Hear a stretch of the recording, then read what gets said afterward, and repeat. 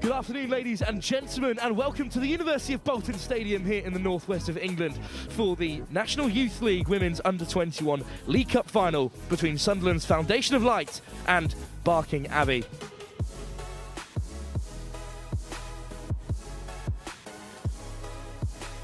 I'm joined on co-commentary today by some injured players on the sideline, but as the players get ready to come out, we'll have a quick look at the team sheets today here in Bolton.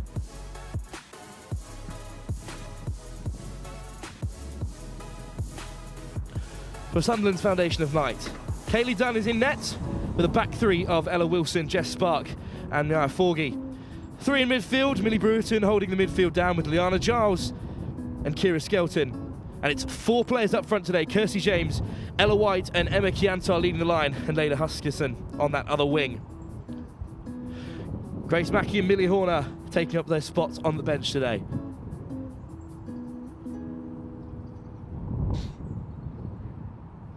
For Barking Abbey, it's Rebecca Sargent in net with a back four of Katarina Pitter, Lois Smith and Kiana Jerva, Amber LeBeau at left back.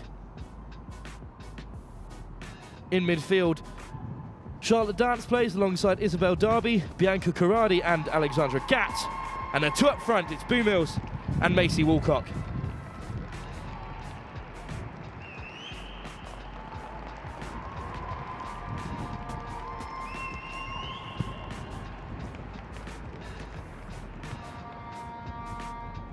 As the players take to the field, I'd like to introduce my co-commentators.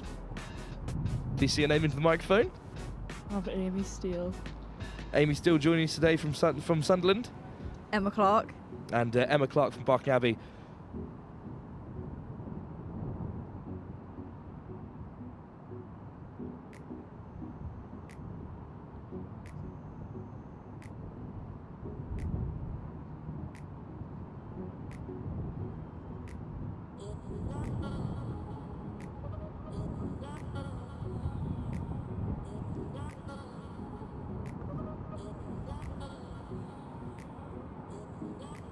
It's the Barking Abbey side in red today, Sunderland's Foundation of Light in yellow.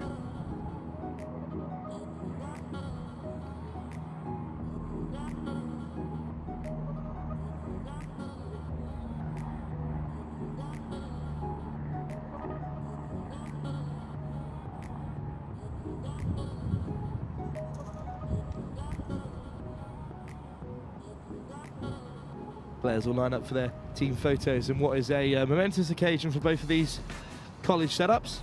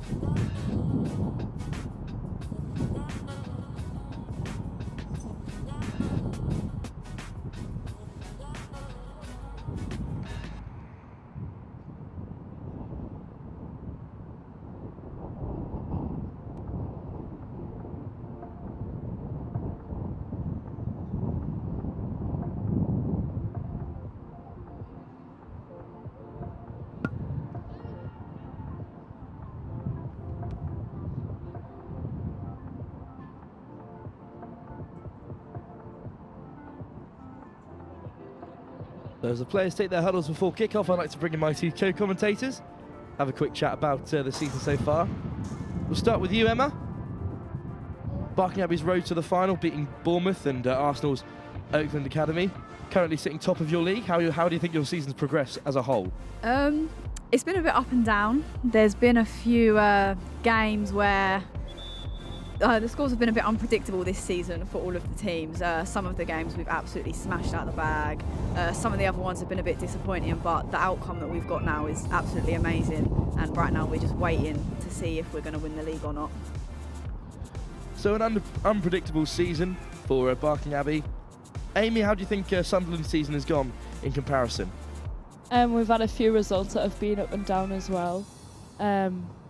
Obviously, probably the same as Barking Abbey's season. A lot of our players have become injured throughout the season. It's been unpredictable as well. Like Parkview and I won our league last week. We were wanting to win the league, but obviously we haven't been able to do it this year like we did last year. So we're glad we've got the cup final. It's always a good thing. The toss has been done.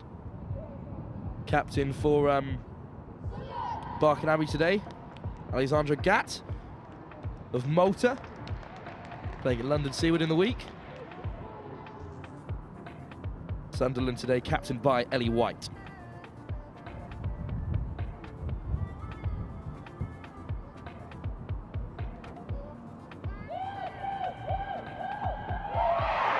Your referee today is Terry Flanagan, as the sun starts to show here in Bolton at the University of Bolton Stadium. A fantastic venue for what is a high-profile fixture and perhaps the pinnacle of the National Youth League Under-21 season.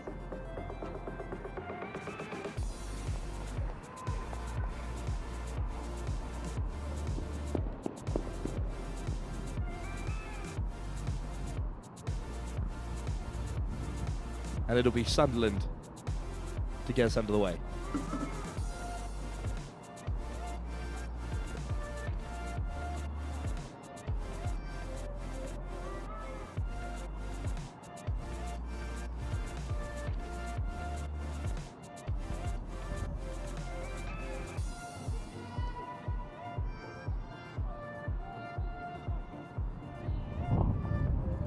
Slight delay before kickoff as number 9, Ellie White, playing up front today. Sunderland is off the field, but the South Shields player, off to America next season on a scholarship, returns to play, and the game will get underway.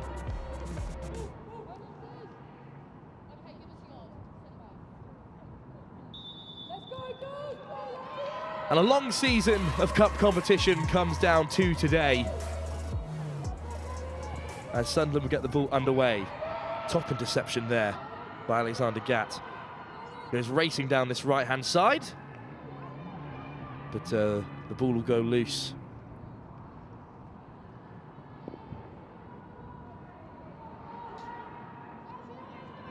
Throw into Barking Abbey, early field possession, and Pitter will be on the throw. Millwall Lioness on her weekends, headed away by Sunderland.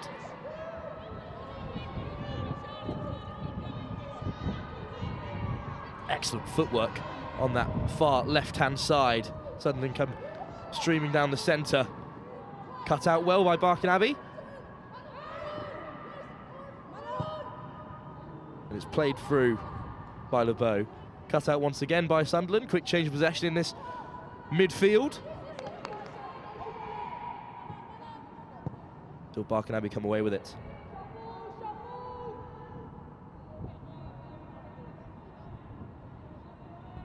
Spark, still playing around the back. 3 at the back today for Sunderland with a packed forward line. 4-on-4 at the back for Barking Abbey as it's played back to Kaylee Dunn. Recently broken into Middlesbrough's first team in the 4th tier of women's football. Cut out by Pitter once again. And it rolls out for a Barking Abbey throw.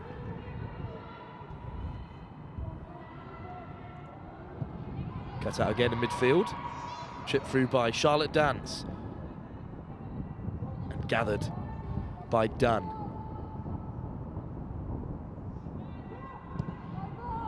Two co-commentators from opposing sides today. Amy, what are the Sunderland's expectations going into this fixture? We're hoping to come away with a really good result. Hopefully we'll get a few goals as well. First break into the box there for Sunderland, but hacked away excellently well.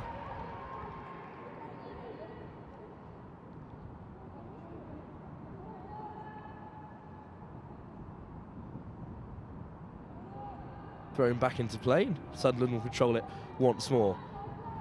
Excellent footwork once again on that wide channel. Still Sunderland ball. First strike of the day. It's gathered by Rebecca Sargent of #United. Good distribution as well by Sargent. Play down to the number 17, Boo Mills. Beats the first two defenders. And again, Boo Mills breaking down this left-hand side. Excellent tackle there by Forgy. Early possession has all gone Sunderland's way, Emma, but first foray down this left-hand side for Barking Abbey. Yeah, Boo, absolutely amazing player. Normally she actually plays left back, but today she's on the wing. I have no doubts for her. I know she's going to play absolutely amazing as she gets the ball into the box now, hopefully. Turn by Boo, cross into the centre, but gathered once again by Dunn. Who is there to watch out for in this Sunderland side today, Amy? Probably Leanna Giles, amazing midfielder. Plays for Middlesbrough women as well. Always looking to get on the ball, and she'll create something definitely for us today. Head of the back there by Barking Abbey, off the head of the number 14, Jervia. Hacked away by Jervia and picked up in the midfield by Bianca Corradi. Flicked onto this wide channel to Gatt. Gatt through to Woolcock. First possession of the day for Macy Woolcock, Barking Abbey's main striker. It's a physical bat in the midfield there. And Bianca Corradi, the Brazilian, has won a free kick Barking Abbey's way.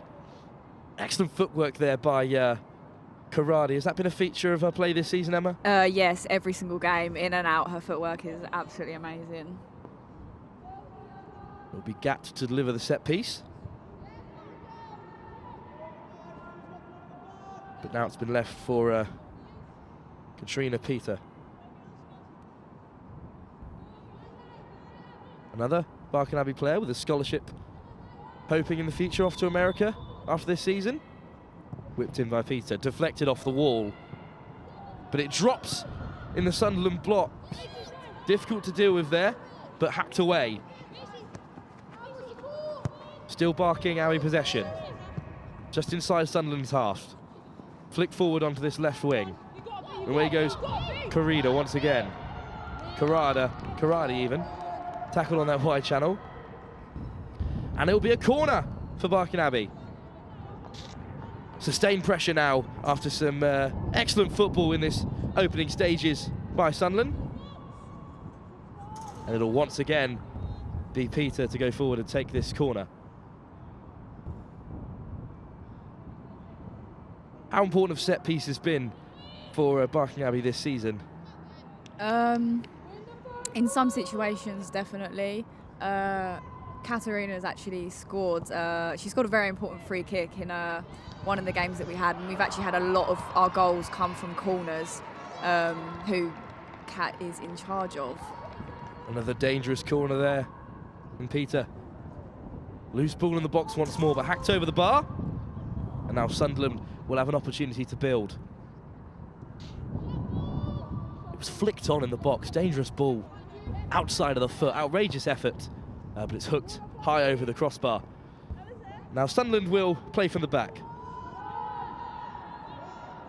Great footwork. And driving play from Sunderland centre-back. It's hacked forward once more. Cleared up by Jennifer.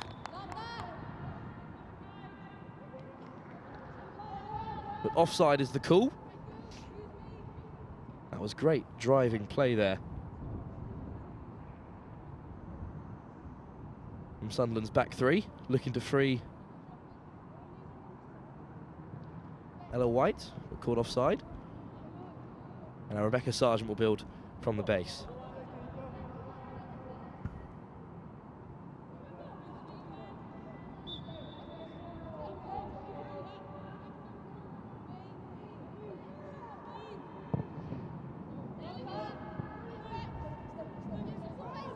Hacked forward for Barking, and now they have ball on this wide channel.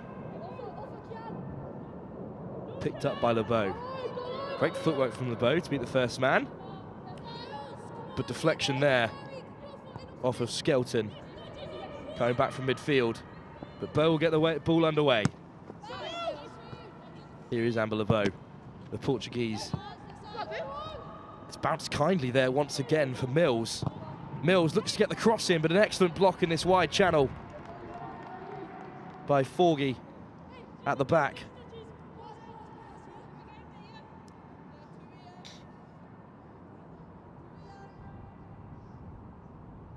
Forgy, only 16 years of age, one of the youngest players in this squad. Part of the Middlesbrough side that made it to the FA Youth Cup quarter-final last year before being knocked out by Arsenal. Come through the whole of Sunderland's youth system. A good block there, but another opportunity now through Pitter from the set piece.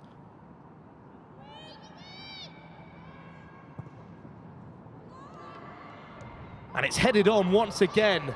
A free header this time for a Barking Abbey player, but couldn't steer it on target.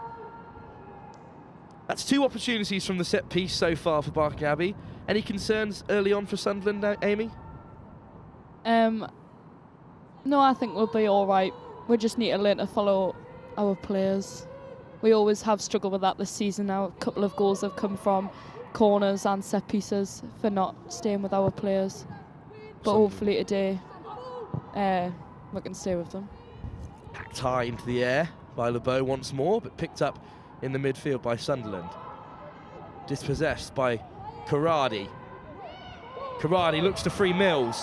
Mills has a run into the wide channel. It's a strike by Mills, but blocked once again by Sunderland. And now Kirsty James will look to play it away. To the centre of midfield once more. Beats the first 2 defenders, but a handball gives Sunderland a chance to break. Good footwork there to beat the first man, but a hand. And now Sunderland go roaring down this left-hand channel. Cleared at the back by Pitter. Clearance is blocked. And now Pitter's under some pressure from the Sunderland forwards. Flicked it away. And here's White. White beats the first man, driving into the 6-yard box. Excellent tackle, however, from Barking Abbey's Jervier. Excellent footwork there from Ellie White. And it's Sunderland's first corner of the day.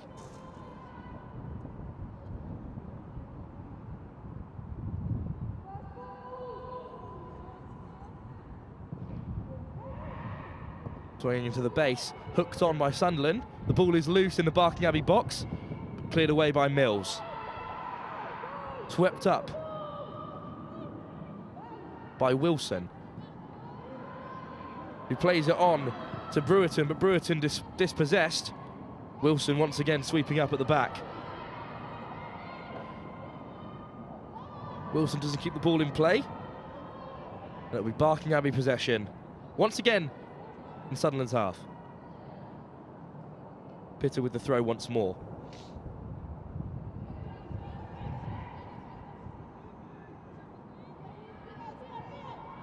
Thrown over the head of the Barking forwards and hacked away by Sunderland. Picked up by LeBeau. Loose touch, picked off by Sunderland once more. And here's White. Played through the midfield once again. Clever touches from Sunderland as they look to free Huskerson on that wide channel, but the ball is loose and Barking Abbey will collect. Chances far and few between for both sides. Was this what you expected, perhaps, Emma, from a cup final? Yeah, definitely. Obviously, the 2 teams that get to the final have got to be great, and they've got to take their chance as well. Loose pass from Chianta there. It's freed up Mills once more. And Mills will have the ball back on the edge of the box. Early strike, but far wide of Kayleigh Dunn's post. No trouble there for the Middlesbrough keeper. Excellent 1-2 between the forwards. Woolcock finding Mills once more, who's looked as dangerous as anyone for Barking Abbey in these opening stages. As Sunderland will play from the back once more.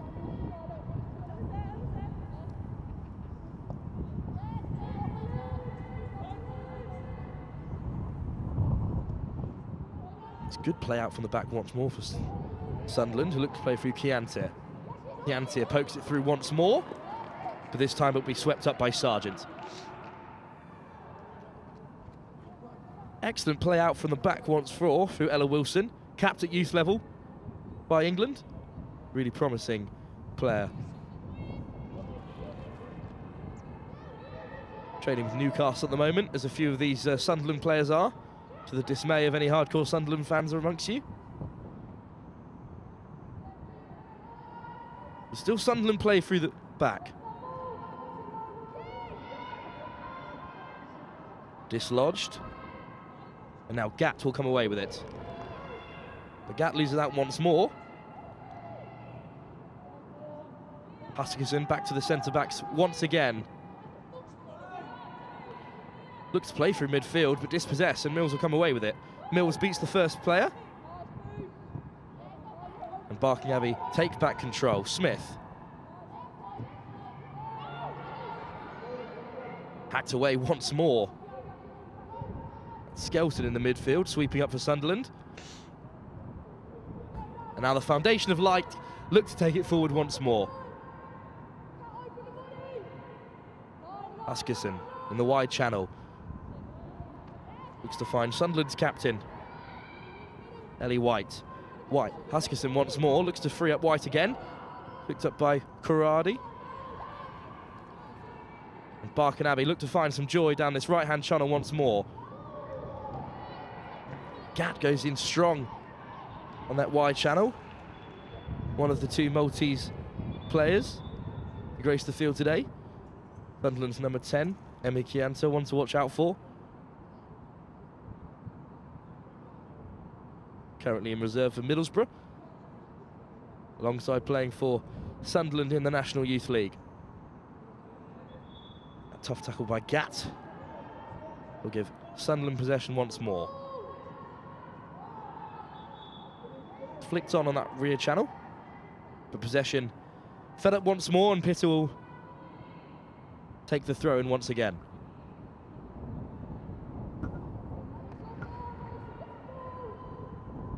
Long throw by Pitter, headed on by Barking Abbey. Sunderland in control once more. That ball is loose. Now Barking Abbey come away with it in the midfield. Dispossessed well by Chianta. Sunderland looks to break through Huskinson. Huskinson looks to find White. And Ellie White is through, bearing down. Biggest chance for Sunderland. And it's been dragged wide by the captain, Ellie White. This connection between Huskinson and White has borne fruit for Sunderland already so far. That shot just dragged wide. But a good block put in by a Barking Abbey defender. It's another set piece for Sunderland.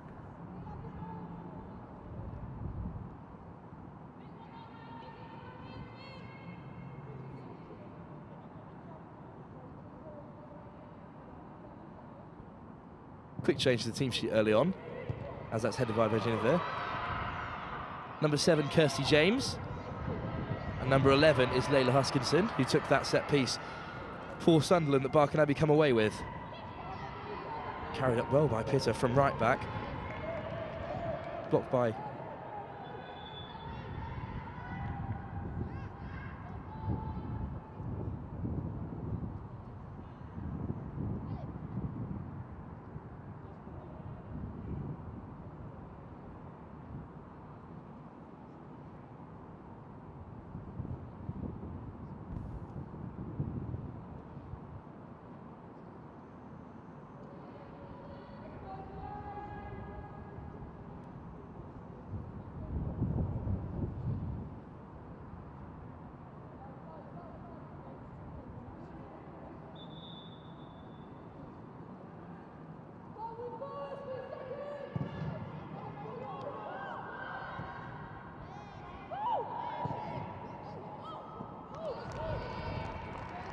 Game is underway once more.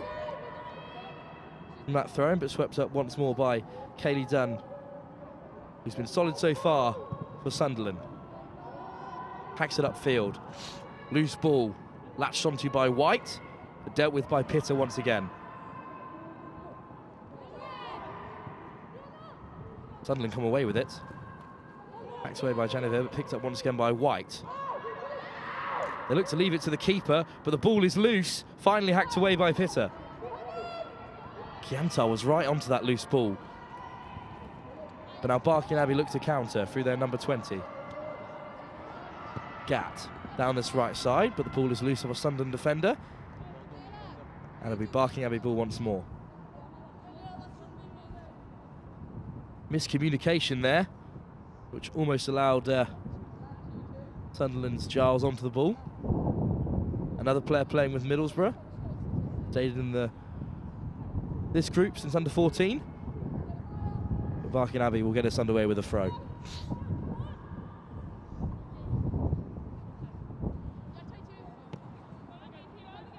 Off the chest of a Barking Abbey player. Controlled well on this far chance by LeBeau. Physical presence in the back for Sunderland. And LeBeau has drawn a corner out of Sunderland's central defender.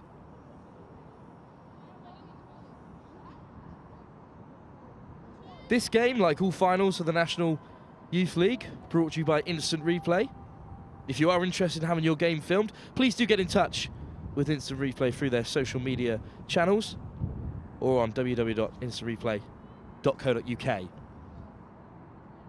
Another corner for Barking Abbey, their third so far. Pitter's delivery has created some chances for them so far already. That's a loose header there by Lois Smith. But still Barking Abbey possession. Whipped in once more. Easily dealt with by Kaylee Dunn. And once again, Sunderland will build from the back.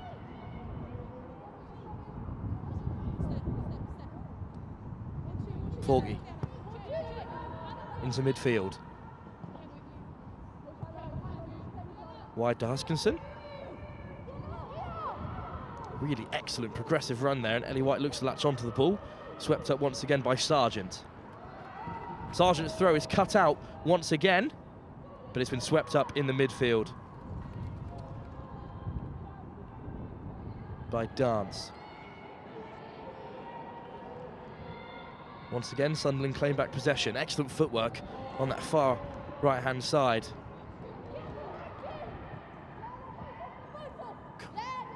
This looks to be lifted through to White, but offside is called.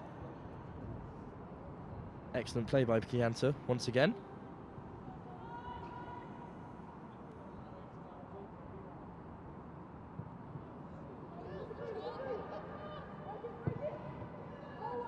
Here is LeBeau on this near side.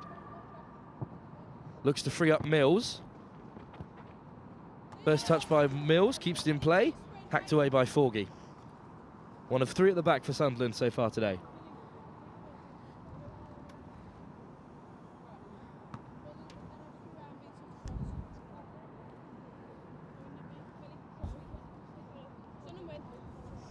Thrown by LeBeau.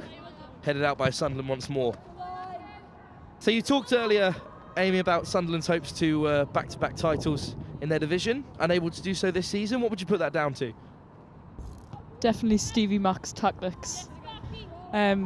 His formations, obviously playing 4 up front in a cup final, is just crazy, but it seems to work out for us quite a bit. It is bold play, but Sunderland will come away with it. That'll be their throw-in. Certainly is an interesting formation, 3-3-4. Has this been the staple formation so far this season? Yeah, quite a bit. We play it.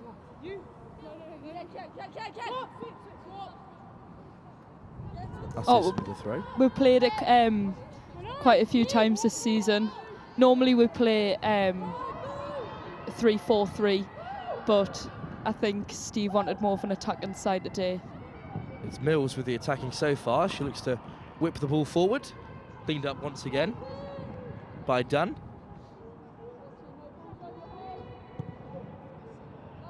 And Dunn will hoof it long this time. And White's under it.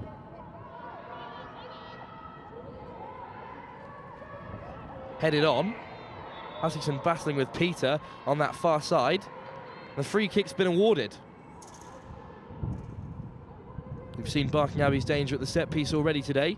Their closest opportunities coming from the corner. Chance perhaps now for Sunderland. So Sunderland beating the likes of Northampton Town and a 6-1 win over Everton to reach this cup final. As well as beating Huddersfield Town 1-0 in the last round, having lost them previously in the league. Does Sunderland really savour these cup competitions? Headed away by Jennifer. I think we've had quite a good cup run this time. The counter-attack is on, however, for Barking Abbey. It was Woolcock tearing after it, but swept up well by Dunn. And the loose ball goes Sunderland's way. Amy, I'll return to that point on how important this cup run has been for Sunderland's season. Obviously the league's out the way now, so we've been putting all our focus definitely on the cup. We're hoping to win today as well. That ball goes loose and Barking Abbey will come away with possession. Barking Abbey, of course, Emma, of currently top of their league. Yeah, we are at the moment. You say at the moment? So the team below us, actually the two teams below us, one of them only has one game left, but they can only get to 1 point less than us. But the team Sudbury, they have 2 games in hand, and if they win both of them, then they'll be on the same points as us, and then it goes down to goal difference. So more exciting stuff to come from Barking Abbey's season, but it's Sunderland who come away with possession once more. It's played wide to Kirsty James. James takes on Pitter and beats her. James now herring into the front box. A great ball into the centre, looking to find Huskisson, but hacked away well. Once again by Gervia. He's been really engaged in the action so far. Excellent footwork in that wide channel by James. Pitter, such a physical presence, but brushed off well there. Saw Huskisson in the centre, but a really important interception. Now Huskisson will whip in this corner.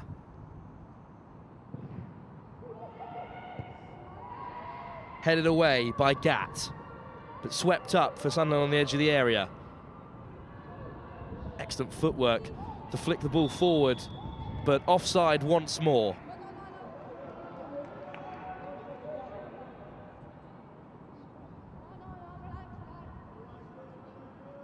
Once again, most of the joy for Sunderland coming down on that their left-hand side, attacking left to right in this first half. But once again, Barking Abbey will get us underway.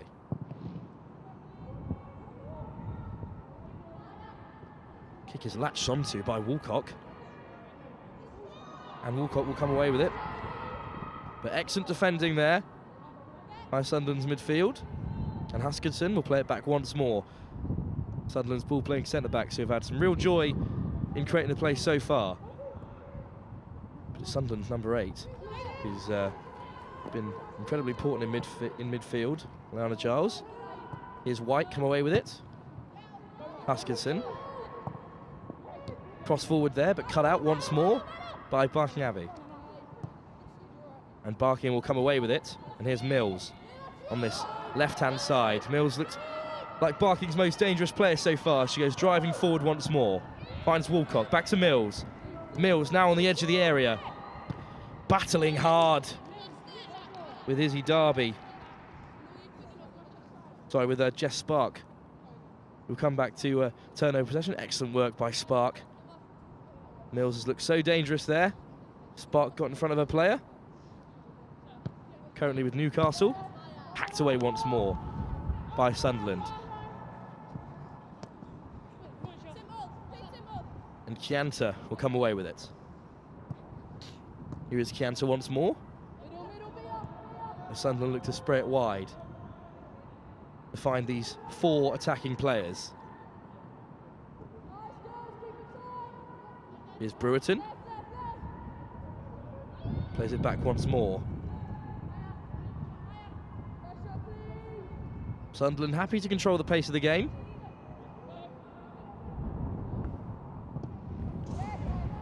Sparks ball cut out. Swept up once again by Forgy. And this time whipped forward. Cut out by Smith. But still Sunderland ball. Brewerton into the feet of Chianti. Under pressure, but manages to play the ball away. This is excellent passing play. And here is Chianti once more. She looks to drive forward.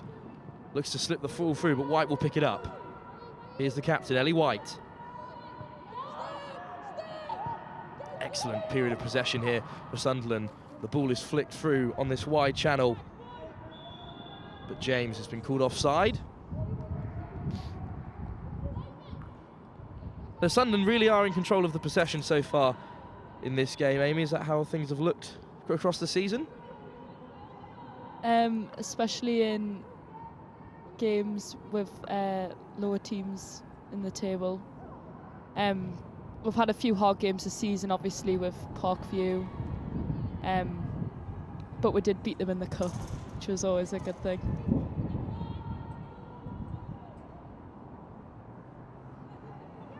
And Barking Abbey perhaps not stringing the ball together as successfully as Sunderland are. Is that a concern at all, Emma?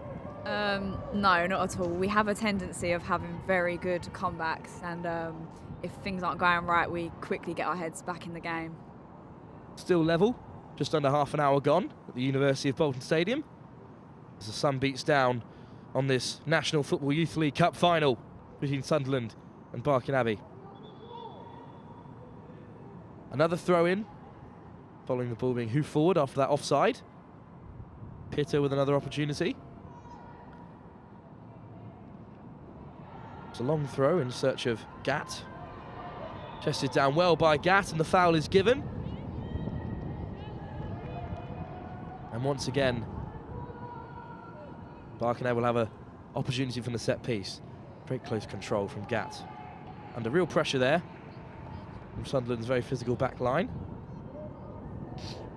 But the free kick goes Barking Abbey's way.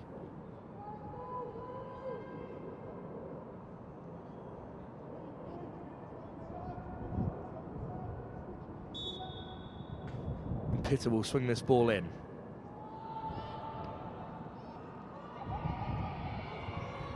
And it scrambled there in the box before being headed off the line.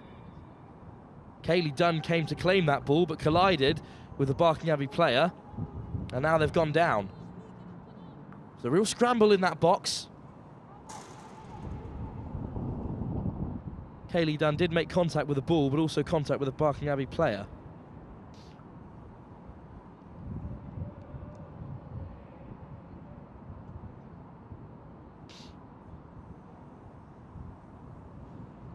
Trying to get some water on board for both teams in what has become a delightfully warm day in Bolton.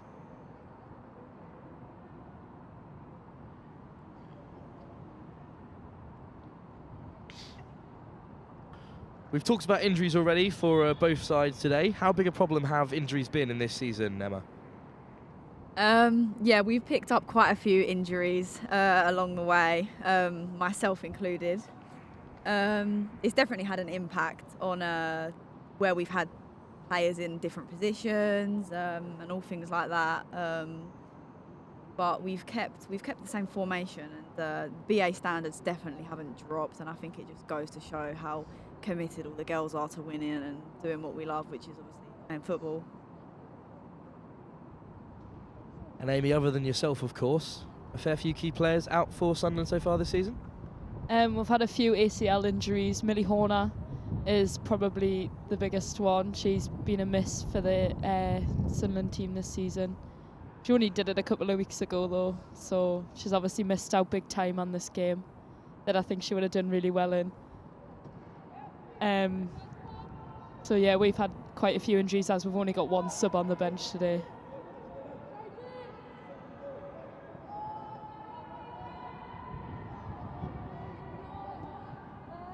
from that free kick. Sunderland will play the ball away. Through midfield as they have so dangerously so far. Hacked away by Smith once more.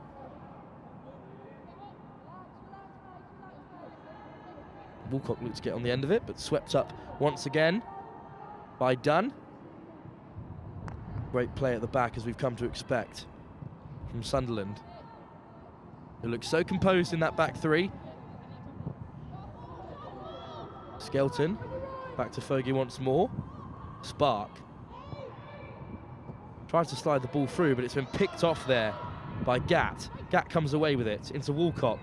Woolcock searches for Mills, but it's defended well by Sunderland. As Ashton goes chasing after it. Barking Abbey play all the way back to Sargent. Is Smith. Smith under lots of pressure there, and the ball's been turned over by James. James against Smith on this far channel, but swept up by Barking Abbey, and once again Sunderland will have a set piece. Excellent pressure there by Kirsty James.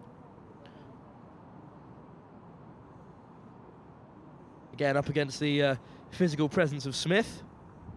Once again James has won a corner.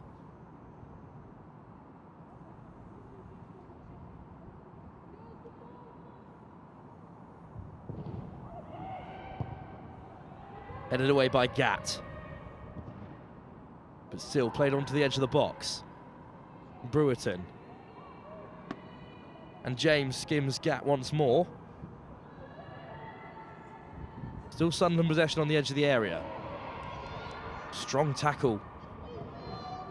And played away by Gervier once again. Gervier steps in a second time and swept up by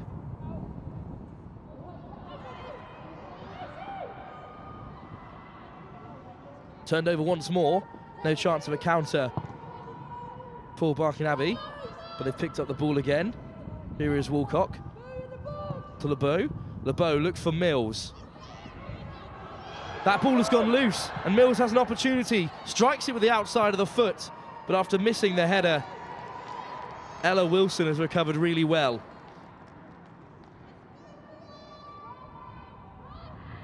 Amy, you referenced it before, the attacking weight placed on this Sunderland team. Does that sometimes see difficulties at the back, despite the ability of your three centre-halves?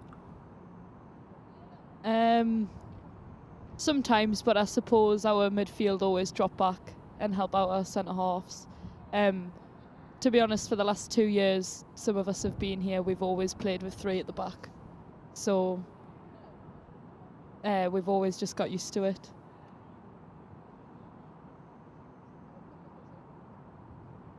Gervier down with some cramp on the centre circle. So another break in play for both sides. A testing first 35 minutes, still 0-0 in this cup final. Is this as close a game as you thought it would be, Emma? Definitely, yeah. For both teams to get to a cup final in the first place, you know it's going to be tough going into this kind of thing. But I have all faith in them that they're going to do something special pretty soon.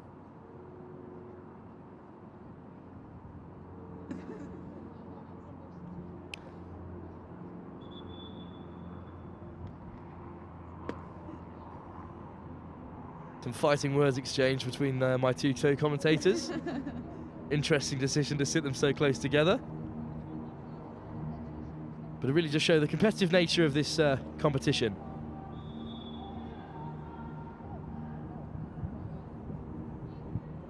And Pitter will get the game underway for Barking.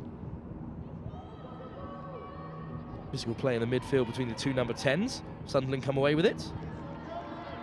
Barking Abbey will win the throw once more, and once again it will be lobbed in by Katarina Pitter. Over Woolcock, and Sparks will sweep up at the back.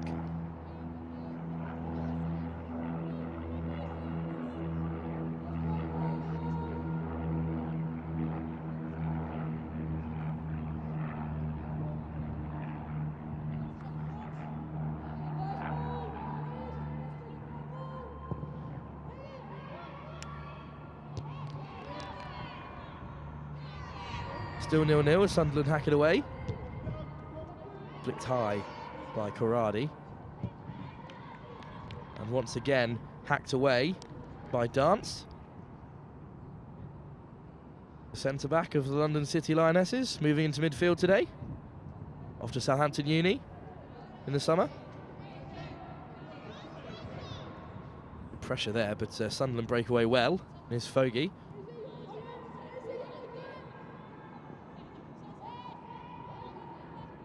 The ball at the feet.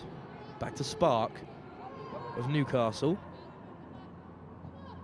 Once again finds Chianta, who comes deep to collect. Excellent play from Giles. Been really progressive with a run so far. Flick forward to White, cut out once again by Smith. And White takes on Smith and wins the throw. Interesting battle by the front two forwards. Chianta dropping deep, leaving White to play up front. She's won the throw off of Smith, and now it's Sunderland possession once more.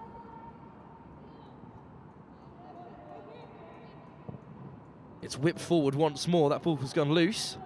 Excellent defending by LeBeau, and it'll be a Sunderland corner.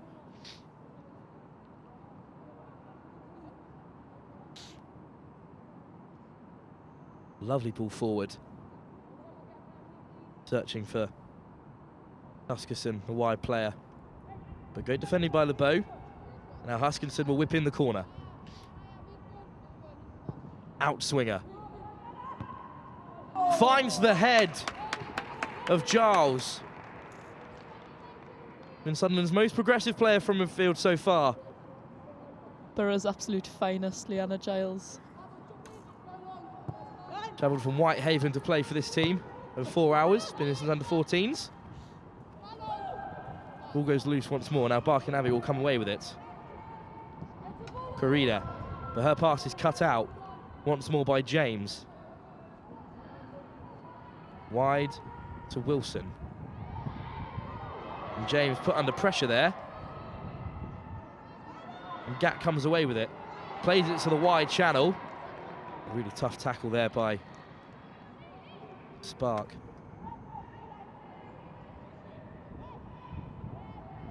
And Barking Abbey find themselves where they have so often so far, with a throw-in on this right-hand side.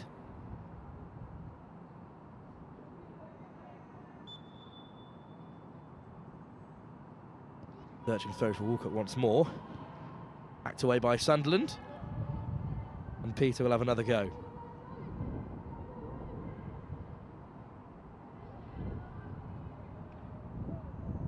This time searching for Gat. Hacked away by Spark once again. So not only at the set piece, but Pitt has also had some love from the throw. Has that been a feature of Barking Abbey's game this whole season? Yeah, Katarina takes every single one of our throw-ins, pretty much all of the free kicks, all of the corners. She's got a great kick on her and a great throw as well, so obviously that is why she's the one doing that. Gap battling with Wilson on that deep channel. But Wilson, the eventual winner. Quick play from Dunn to Forgy, with space to dribble into. Plays back to Spark. So often the catalyst for these Sunderland moves. And it's chipped down the centre. Cut out well by Gervia. Looks to find Mills, but it's cut out herself by Forgy. And Huskinson goes down this near side. Early cross. Once again, Huskinson whips it wide. Missed interception there, and here is Kirsty James taking on Pitter. Pitter is swept up well and looks to clear the ball. Sliding tackle by James. Unwilling to give up possession so easily, and has won the throw off Pitter. Two opportunities to clear, unable to. Finally, James gets in to deflect the ball, and now it will be a Sunderland opportunity.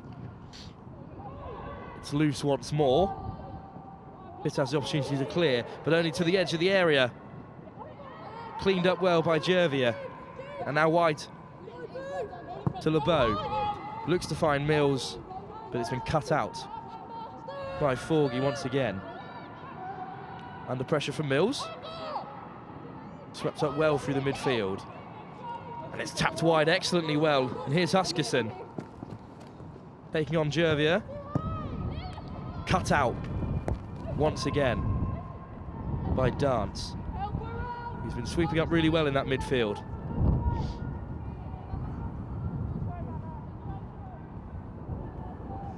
Excellent play once again by Giles.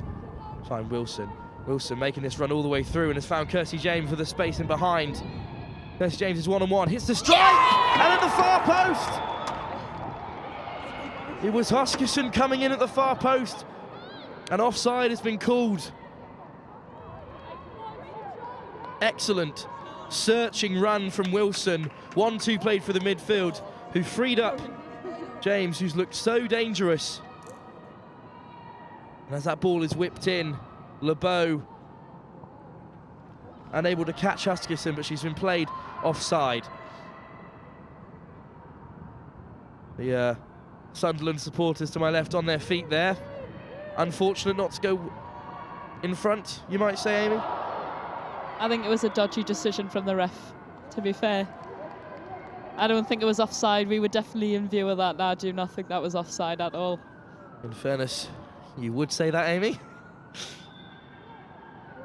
But as the replay shows, Huskerson just in front of LeBeau. And now a set-piece opportunity once again for Pitter to whip in. Again, this match being streamed on your instant replay.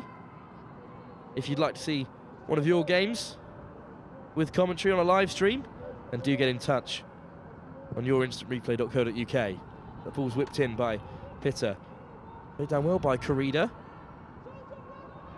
But a mix-up at the back has left Gatt with possession. Gatt swings at the ball, comes wide. And Corrida with good footwork, but an excellent tackle there.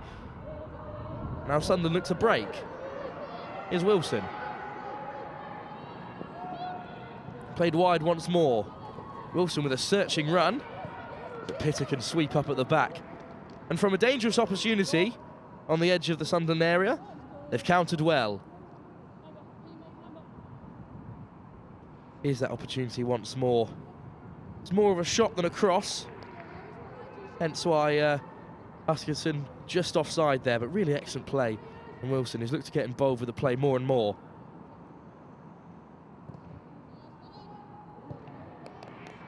And scrappy play there from Skelton. It'll be a Sunderland throw once more. Throw into Giles.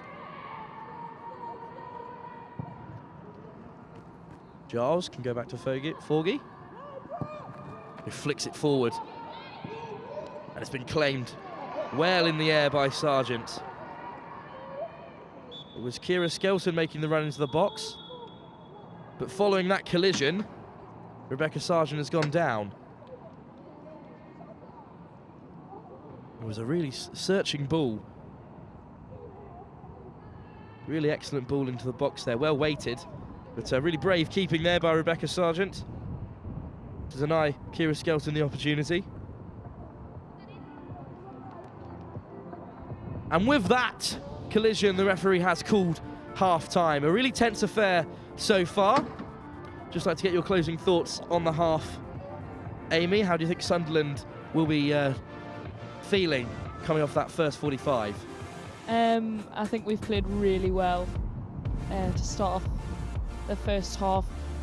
We're unlucky with the offside, but I think if we keep going with them chances, then our goals are definitely coming our way. And Emma, do you think Barking Abbey need to improve their build-up play for this second half? I think we definitely need to work on getting hold of the loose balls first and making sure that when we do win the first ball, we're also winning the second ball and we don't let the opposing counter-attacks happen so easily. Well, it's been a tense and cagey affair in the first half of this National Youth League Cup final here at the University of Bolton Stadium between Sunderland and Barking Abbey. We'll be back very shortly for the second half.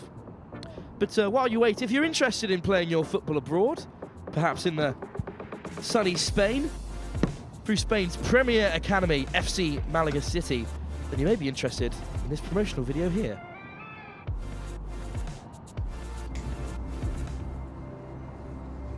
Are we ready?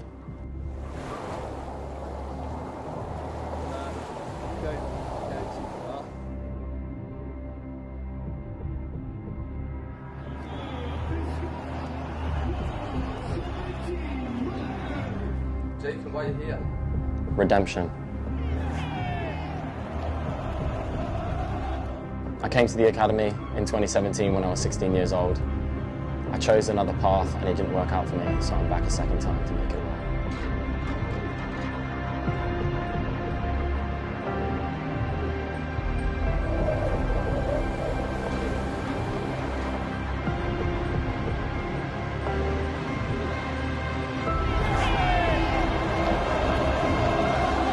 I feel like everyone knows what it takes, but it's the ones who actually do it to the detail. Those are the ones who will make it to the top, who actually dedicate their lives and just the sacrifice it takes to make it.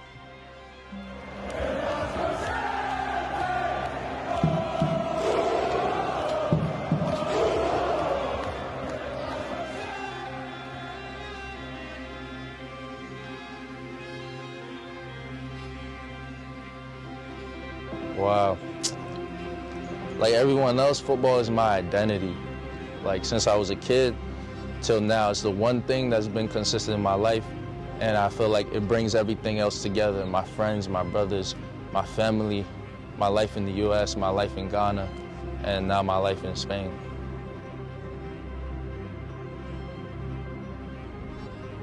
Trials at Cadiz and especially Mallorca, I can see the level that they play at, and I can get a sense of what it takes to play at that level.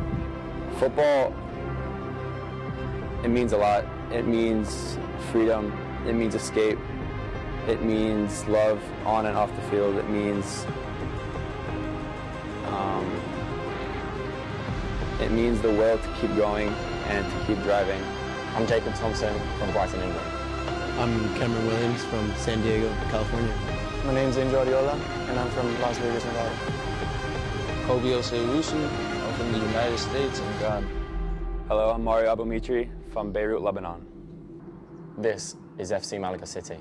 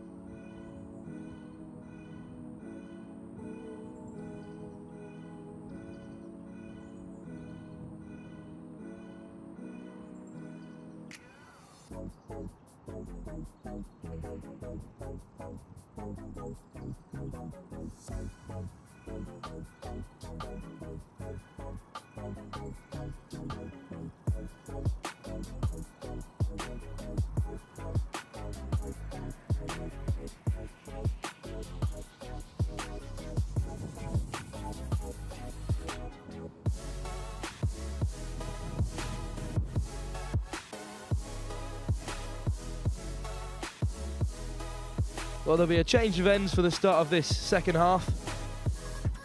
Barking Abbey in the red, now attacking left to right, the side to which Sunderland had so much joy in that first half. Change to the co-commentary, now joined by Macy Windsor of Barking Abbey. How did you enjoy that first half, Macy?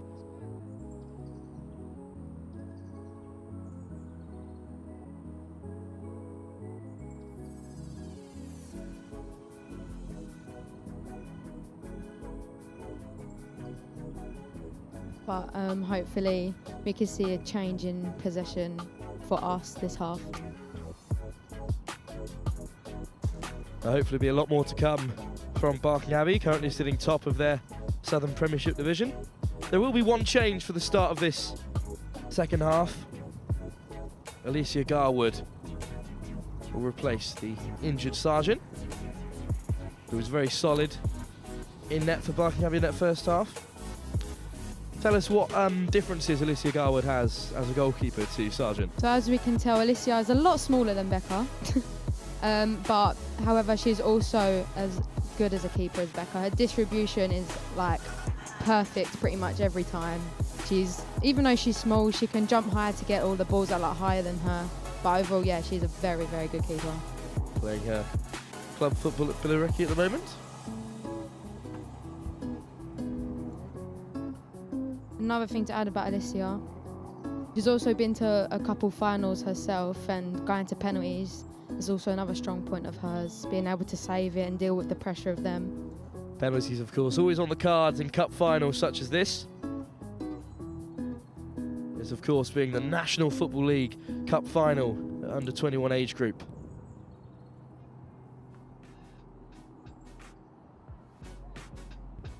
Let's talk a bit more about Barking Abbey's season before this cup final. Travelling to play Arsenal's Oakland Academy, with a really strong team to come up against.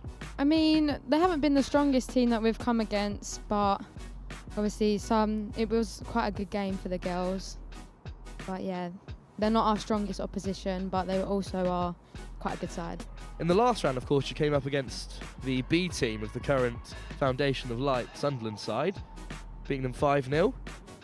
Has this still Sunderland team been quite a step up from your previous encounter? Yeah, I definitely think it's been quite a bit of a step up as well, having like these girls from Sunderland, obviously a very good team, as well as our team, of course, so it's a harder game today, but the girls obviously are stepping up and doing what they can.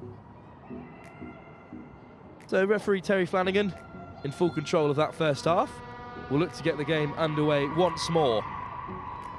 And it'll be Macy Woolcock for Barking Abbey to get us started. Change of ends for Sunderland, of course, in the yellow, playing from right to left. Picked up well early on there by Kirsty James. Loose ball, and it'll be a throw for Pitter once again.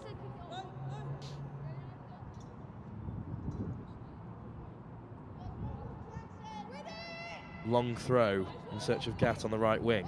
Swept up by Sunderland once more. Berardi through midfield.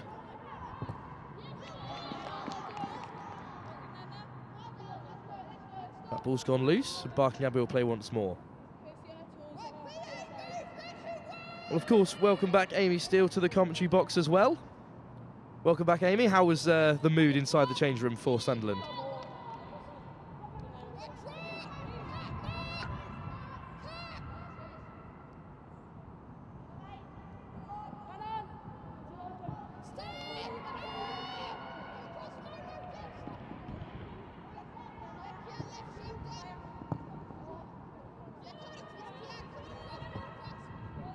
Well, Sunderland looking to start this half fast. It's James down this left wing. James looks to cut the ball back. It's swept up by substitute keeper Alicia Garwood. We'll look to get Amy Steele back into the fray as soon as we can. Great pace there by James, taking on Pitter once again. With a good interception from Smith. He's been solid at the back so far for Barking. But again, Sunderland sweep up possession. It's James once more. Good interchange there.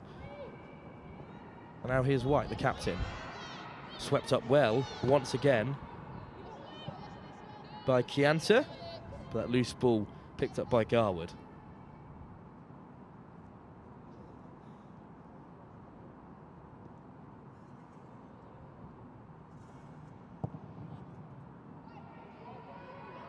Hoof along by Garwood. Eventually swept up by Mills. Mills with the ball over the top that Spark will deal with. Hooked away by Spark. A battle in that midfield area. And eventually under control by Wilson. Looks to find James once more. James brushes off Gat. Still James.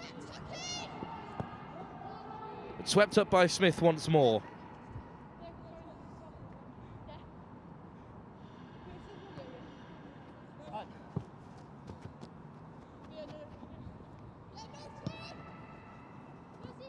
Sunderland get us away once more. Here's Wilson. Wilson excellently done into the path of Giles. Still Giles to the edge of the area. Back to Giles once more. Here's James. James looks to swing in the cross. Blocked well by Smith and hacked away once more by Bianca Corradi. Really impressive start to the half, Macy. Any concerns for Barking Abbey at all? No, I feel like they've come out a lot stronger this half. Obviously, wanting to win today. I think they've definitely, like, from the first half, they've looked at what they've, like, need to improve on to do better this half.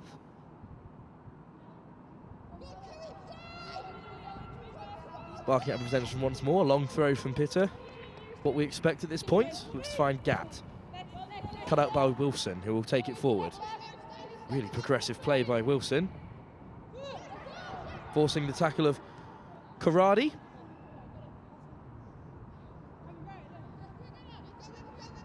So, Amy, we've seen these excellent runs by Wilson throughout this second half and first half. Has that been a big part of Wilson's game so far this season? When she's played for us, she's played really well. Definitely a big part of the back three today. When she gets the ball out of her feet and runs up, creating chances for Kirsty and Ellie White on the ball, which is always a good thing. Huskisson battling on that far side for Sunderland, but the ball goes Barking Abbey's way once more. There's contact there from the Sunderland player, but referee waves play on, and eventually it's Charlotte Dance who has to sweep the ball away. Pressure still not relieved for Barking Abbey. Thrown in by Sunderland once more. And again, it's a battle in that corner to clear the ball for Barking Abbey. Eventually played away. Sunderland keep the pressure on all the time, and it's been picked up in the midfield once again by Chianta. Chianta looks to free Huskisson, who looks to whip the ball in. Excellent interception by Lebeau. Portuguese fullback has had an excellent first half. But another set-piece opportunity for Sunderland. This time through Huskinson. It was great play down that left side, but really putting the body on the line there for the team. And now Huskinson will have an opportunity from the set-piece. Whipped in by Huskinson. An attempt to be claimed in the air there by the substitute keeper Garwood. Slipped out of her fingers, but eventually hacked away. And the substitute keeper Garwood's gone down. Barking Abbey upset with the contact on the goalkeeper. Surely that was in. It was grabbed by Garwood but spilled, hacked off the line by Barking Abbey. Perhaps the closest Sunderland have come following that disallowed goal in the first half. Some discussion between Smith and the referee, Terry Flanagan. But it will be a corner for Sunderland. Chianta to curl this one in. Chianta, it's flicked on at the near post by Smith, but the referee bowls his whistle. Contact in the box, and Barking Abbey have escaped.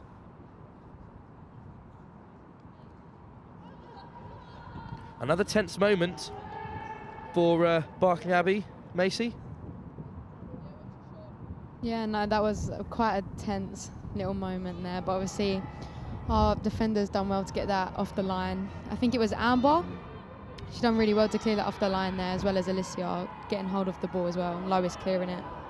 Amber LeBeau off clearance off the line, a really important intervention by her as Barking Abbey look to free Boo Mills down this far wing. But once again, Sunderland come away with possession. Put forward there by Sunderland, cut out by Barking Abbey midfielder. That ball is loose, but Smith will take it forward.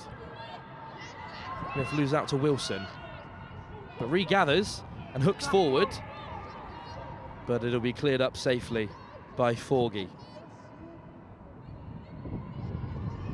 Forward to Skelton, but Skelton loses out to Karadi, and now Karadi comes away with it. Beats the first man and the second excellently well. And Bianca Karadi has been fouled in the midfield after some excellent footwork following the dispossession of Skelton. Really quick feet there by Karadi to beat the first and the second. Eventually fouled by Ellie White.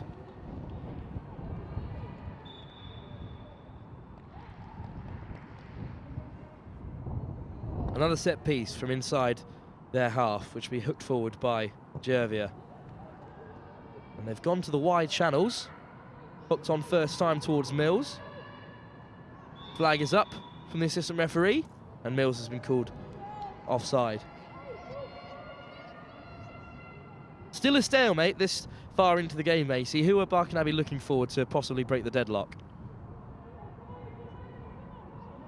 Well, our top striker, Macy, number 9, she has been our top goal scorer this year for Barking, scoring many, many goals.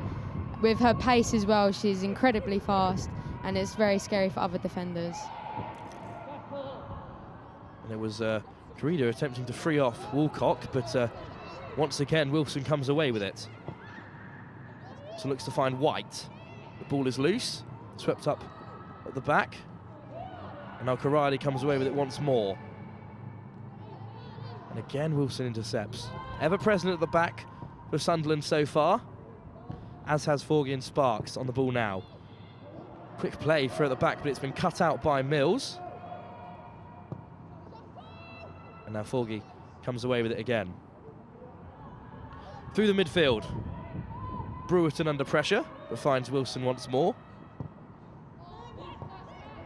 Looks to go wide, but cut out by Barking Abbey once more. And it's a first-time ball over the top. In search of Derby, coming through midfield, but cleaned up by Kaylee Dunn once more.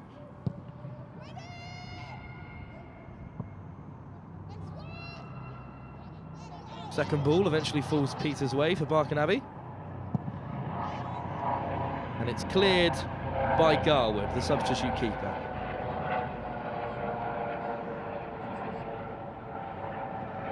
Sunderland almost caught at the back there, Amy. They play through the back three often throughout the game. Is that something possibly to be concerned about?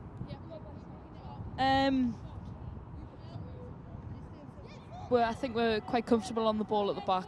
Obviously, there'll always be mistakes, but that's how we've learned to play with Steve. No concerns for Amy Steele on co-coms. As Forgy looks to go wide once more, but it's blocked again by Pitter. Sunderland all the way back to their goalkeeper, Kaylee Dunn. It's the progressive Wilson on the ball once more.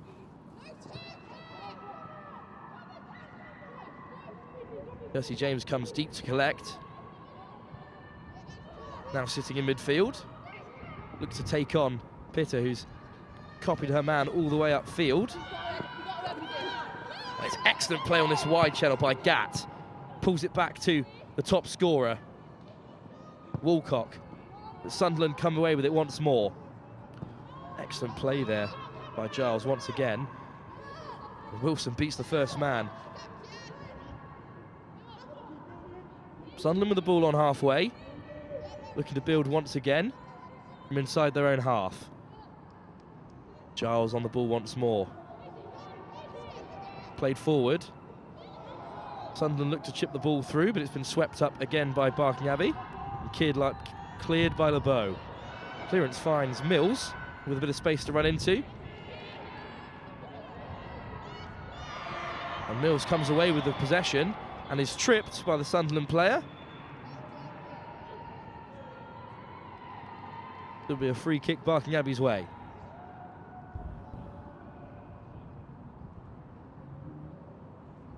There's a battle there between Giles and Mills. Mills comes away with it.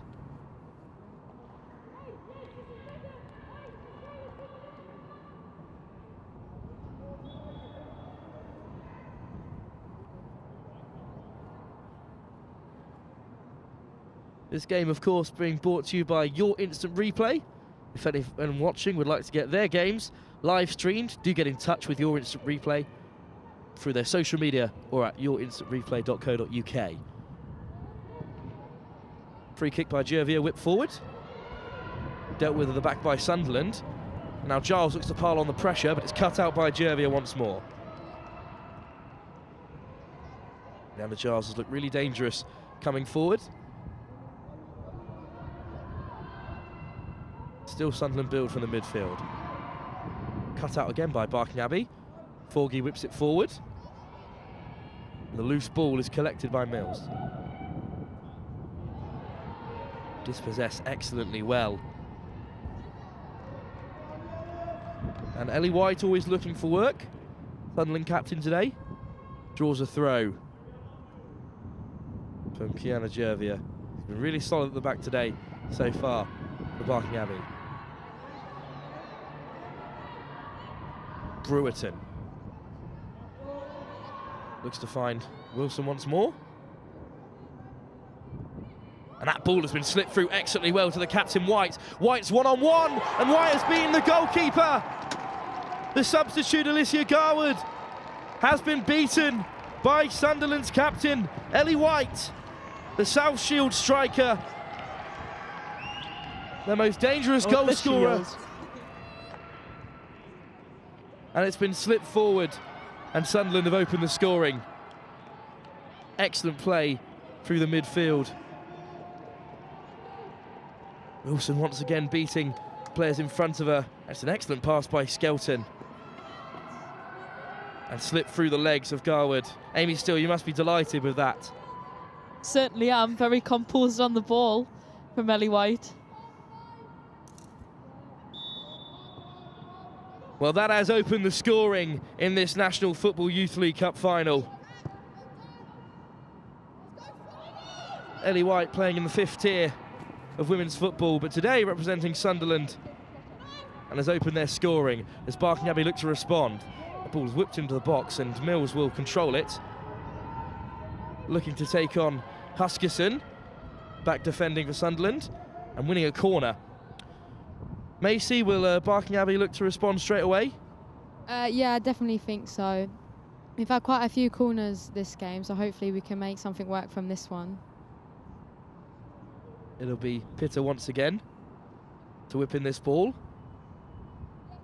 Amber LeBeau marking Kaylee Dunn in the box. Izzy Darby on the edge of the area as well. And that ball has been found! The header has been found of Amber LeBeau. Not surprised by Amber LeBeau scoring a header there, I'm not going to lie to you. Up the BA! And Amber LeBeau has opened the account of Barking Abbey straight from that Ellie White goal. Their first attack, it's whipped in. And we highlighted Amber LeBeau marking Kaylee Dunn. Got in front of the goalkeeper and headed into the empty net. Amy, you must be slightly disappointed by that immediate response from Barking Abbey. I didn't think we deserved to concede there at all, but corners are definitely a weakness for us. And what a response that is from Barking Abbey. After a tense first half, this game has really burst into life. And now Sunderland must find their own response after that excellent opening goal from their captain, Ellie White, but they've been dispossessed in midfield once more. Picked up really well by Giles, but that ball has been cleared. Back forward looking for Gatt, but cleaned up once again. And there's Skelton who fed that ball through to White. Once again, they look to find Ellie White. Could be one-on-one once more, but the goalkeeper, Garwood, is out really quick there to deny Ellie White a second opportunity to find the back of the net. Searching ball forward by Giles.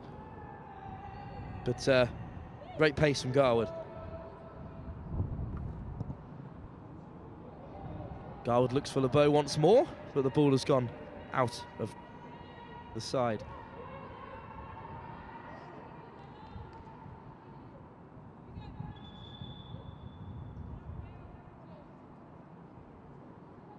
Well, suddenly it's all to play for. Macy, we highlighted the set piece for Barking Abbey early on.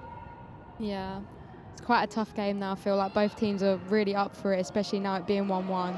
That pass at the back has been cut out, and once again Barking Abbey come away with it, and it's excellent interplay. And here is the striker Woolcock once more, battling with Wilson in that wide channel, but Wilson comes away with it excellently well. Only 16 years of age, been within this setup since under 10s, and you can see why she's been capped at youth level by England with some incredible defensive work to deny the ever dangerous Macy Woolcock. Excellent interplay between Gatt and Woolcock, but really strong defensive work. And Sunderland will come away with it once more. Brewerton. Back to Forgie. Gatt attempts to cut the ball out, but it will still find the wide channel. Here's Wilson once more. Wilson with Gatt herring after her, but it's threaded through the lines excellently well. Pass to once more forward by Chianta, the Maltese under-19 international. But it's dealt with by Barking Abbey, and now Sunderland have an opportunity deep inside the Barking Abbey half.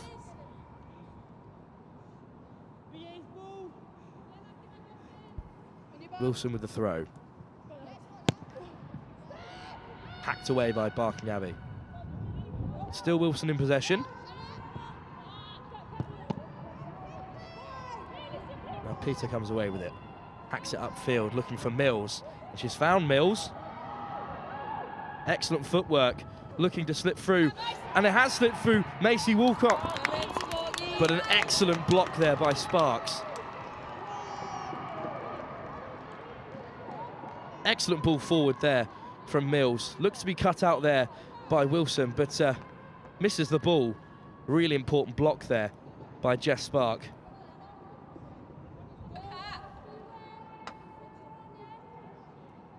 Once again, it will be a set-piece opportunity. A set-piece that Barking Abbey have already profited from in this second half with that Amber LeBeau header.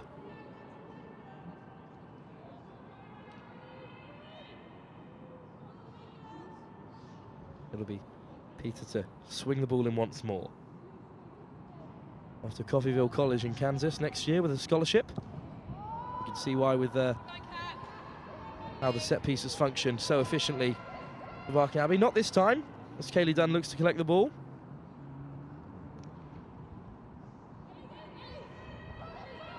You'll have hoped not, Amy, but will the heads have dropped perhaps following the working so hard to get in front, to go behind, to go back level straight away again?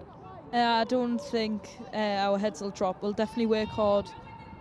We need to just try and outwork other teams. Well, Sunderland retain possession on halfway. James to Wilson. Is Spark. Still Sunderland possession here. Through Brewerton. Brewerton looking to clean up the ball once more, but it's played away by Barking Abbey. And here's Mills, who's loved sweeping up the loose ball from the clearance so far today. He's had a lot of joy in the wide channels. Woolcock comes deep to collect. And there's space for Gatt down this wide channel. Gatt on the edge of the area, flicked away by Wilson once more. Ella Wilson has had the really dangerous Gatt to deal with all afternoon, but has done really well at marshalling her side of the back three. And there'll be a long throw from Pitter. They've been such an important part of Barking Abbey's attack so far.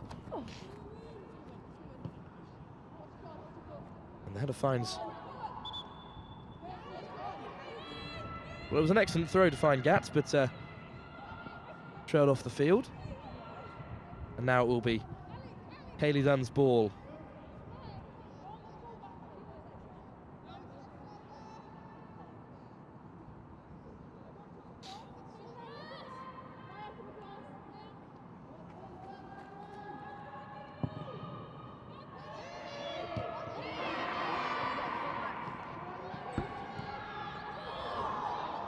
Well, the ball has been tripped up by Barking Abbey once more, so they look to thread it through, but it'll roll back to Kaylee Dunn.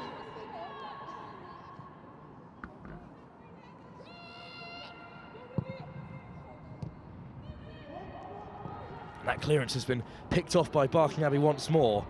It's LeBeau to pick it up in the wide channel. Excellent skill by LeBeau there, but it does run out of play. And Sunderland looking a bit frantic, Amy, that we haven't really seen so far. I think Barking Abbey might be growing in confidence.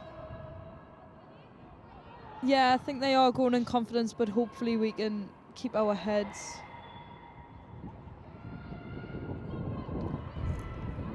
Macy, it's been a long season for Barking Abbey, but a successful one. Have you been most profitable in the second half, do you think, so far this year? Yeah, I definitely think that. Sometimes the start of games can be a bit slow to get into, but I think after the half-time chats, I think the girls really get into the game more. Well, it's Spark sweeping up at the back once more for Sunderland's under-21 side. That throw searching for Mills, headed out by Forgy.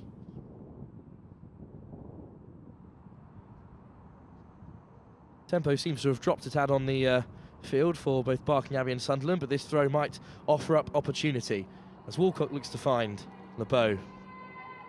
But it'll be Sunderland coming away with possession. Forgy with the throw.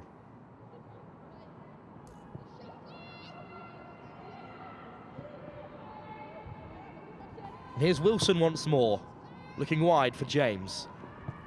Hacked away by Pitter. And Sunderland slowly work their way up the field.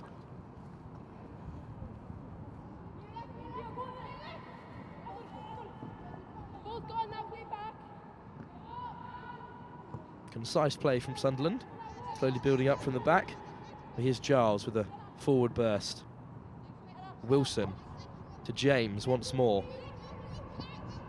Back to Brewerton. Marshalling in defensive midfield. Excellent ball wide. And Huskinson will play midfield to Brewerton once more. Brewerton searching for Skelton, who of course threaded through the assist for that first goal, and now battling with LeBeau. But LeBeau comes away with it, and now Mills will have an opportunity to surge upfield. Excellent defensive work from Forgy to cut out that counter-attack. Really strong challenge here on the ever-dangerous Mills. Crucial intervention. Still Barking Abbey possession. LeBeau once more. Excellent footwork to get away from the man. And looks to free up Woolcroft, who's onside here. Looks to cut it back, but unable to. And Dunn will come away with it. Dunn to Skelton. Here's Brewerton. Brewerton again in possession. Looks composed on the ball. But that pass has been cut out. But again, Spark has swept up at the back. And now Pitter is under some pressure from Kirsty James. And Sunderland once again reclaim possession. There's a real opportunity there. Gat's running down the wing there, looks to cut it back. Not enough bend on it for Woolcock to get hold of. And that ball's been threaded through by James, but swept up by Garwood. Searching for the captain, Ellie White. Sunderland's second half goal scorer.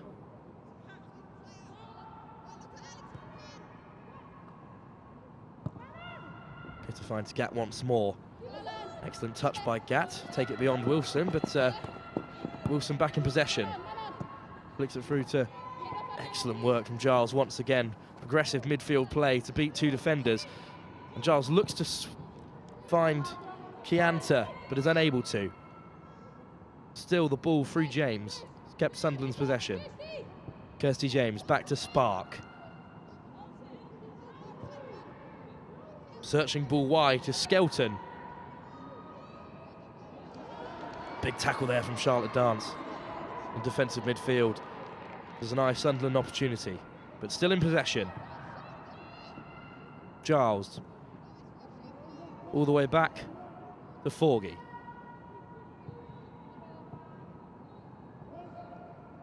Story of this game, Sunderland in control of the ball, but still unable to stretch beyond Barking Abbey. 1-1. It's a searching ball for Gat, who gets a head on it. Gathered by Woolcock, but eventually hacked away by Wilson. And James, once again, one-on-one with Pitter, and this time James gets in front. But physical play there by Pitter to deny James the opportunity, and once again the ball is back with Wilson. And Sunderland, so often repelled in this second half, look to build from the base through Spark. Excellent midfield play once again by Giles, beating two defenders. Giles with Dance to contend with, and hacked down by Dance. There is Giles. But only a throw, Sunderland's way.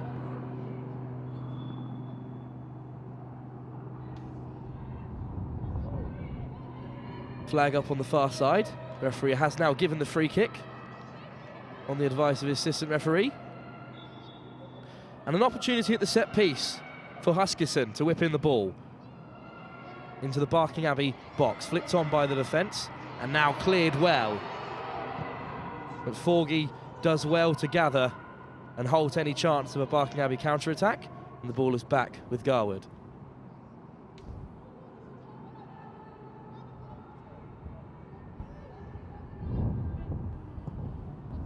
Garwood looks for Gat. Excellent ball out wide. And Gat takes on Wilson. Looking for Woolcock, but swept up by Sparks. Still Gat has possession. And this time it's Skelton turning over possession Sunderland's way. Wilson with a long ball there, looking for a Sunderland attacker, and it might be Chianta chasing on to the loose ball, but offside the call from the assistant referee on that far side. Well, Macy, the game has descended into quite a scrappy pattern. Neither side really looking to get a full grasp on it, despite all of Sunderland's possession. What do you think it's going to take to tip the scoreline into either Barking or Sunderland's way? Well, it's quite a tough one, really, because both sides are playing really well, and obviously because it's quite a tough game for both of the teams. I just feel like the girls need to kind of relax a little bit, because obviously things are getting a little bit scrappy. So just playing the ball around, and just obviously by doing that, you're going to get opportunities and stuff in the attacking third. Substitution for Sunderland. Millie Brewerton has left the field to be replaced by Grace Mackey.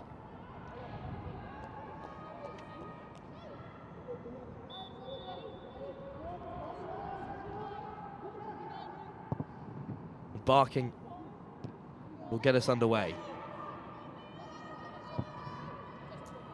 Cut out by Sparks once more. Searching ball from Bianca Corradi. Loose ball once again off the back of Woolcock, and here is Sparks. Looks for Wilson wide, under pressure from Pitter. But excellent play there by James. Cut out once again by Barking, and here is Gatt. Gatt swings in the ball, but over the head of Woolcock, and swept up by Dunn. So onto the field comes Grace Mackey, Amy. Your sole substitute this afternoon?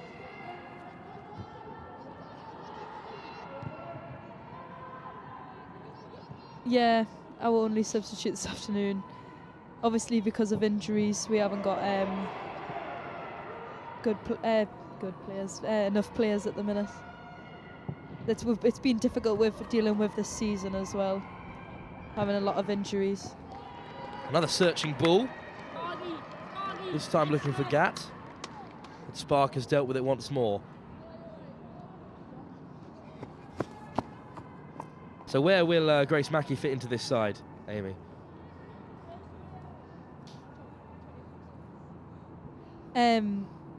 Grace has gone centre-back. Let's move Sparky out to the left and Ella into the 4. Keeping the 3 at the back, obviously, the way Stevie Mack likes it. Entertaining play from Ella Wilson there, keeping the ball live, but it'll be whipped in once again by Pitter. Dealt with by the Porgy. Still Barking Abbey possession. Dance looks to find Mills in this wide channel and does. He's got Woolcock in the centre, but that cross. Searching ball over the bar. No threat on Kaylee Dunn's goal.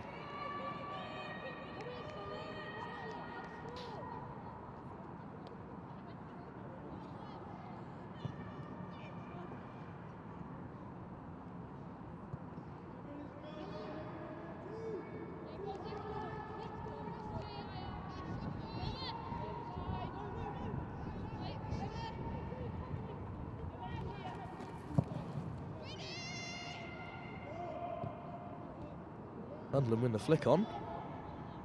Cleared away by Barking Abbey. And there'll be Sparks now on the left side of this defence to take the throw.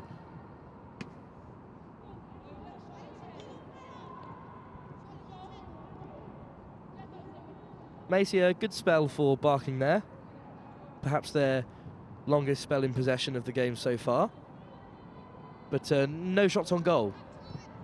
Yeah, sometimes the last little push is the hardest bit, isn't it, after creating all of that play? But the girls are doing well to settle down, play the ball around, and obviously from that we can potentially get more opportunities and hopefully put one away. Well, it was Sparks to get us underway with the throw, but immediately repelled by Barking Abbey. Headed away once more.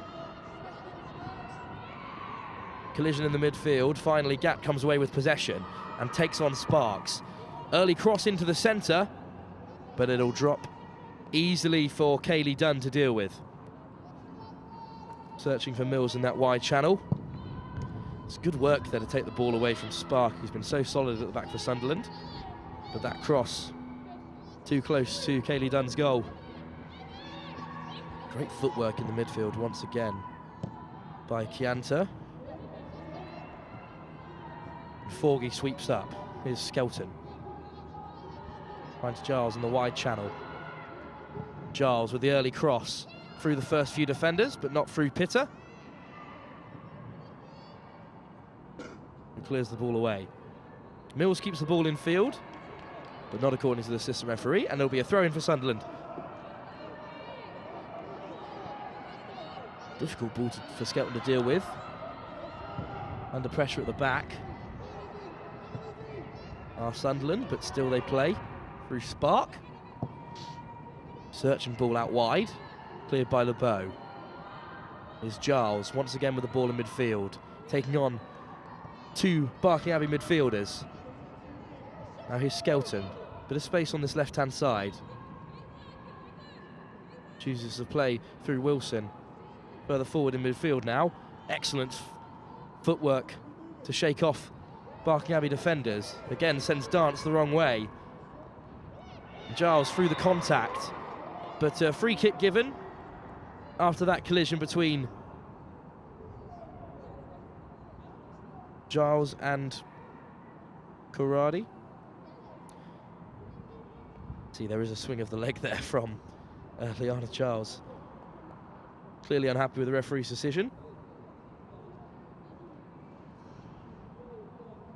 Karadi is down. Perhaps a time to visit the Barking Abbey bench, Macy? Who do we have on the bench today to watch out for? We have quite a few on the bench, actually. We've got Alice Hughes, who's another centre-back. She's quite strong. Very, very, very strong, to be fair. We've also got Millie Thompson, who is a more attacking player. It's more central, so this could be a potential to come on. Also got Bethany Brogan. She is our CDM. So obviously it'd be nice to see her come on as well. And you also have Tony, who is another attacking player, more in the central. So I think it will be either be Millie or Tony to come on, which they both make an impact. They've got as good as feet as Bianca as well. That's quite their strong point, I'd say. So Bianca Karadi still down. Very impressive with the ball at the feet today. As Abbey has Liana Giles. Very impressive for Sunderland today. How has her season progressed? Liana's a great flip player for just turning 17 last week. She loves to drive up other players. Definitely one to watch out for in the coming years. Currently playing for Middlesbrough in the 3rd tier. Not anymore. Middlesbrough got relegated, sadly. Currently playing for Middlesbrough in the 4th tier.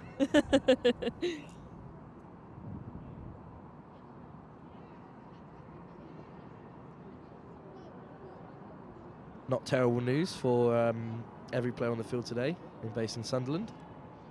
Not terrible news for the number of Newcastle players in the side as well, including Jess Spark. You should see the amount of Newcastle fans in the team. Quite a few of us are Newcastle fans, but sadly have to wear the Sunderland shirt. Still a cup final to contend to, regardless. And following that free kick, it will be Barking Abbey to get us underway. It's a good battle there between Smith and James. Suddenly go all the way back to their keeper, Dan. And that clearance is picked up by Dance, who hacks away once again.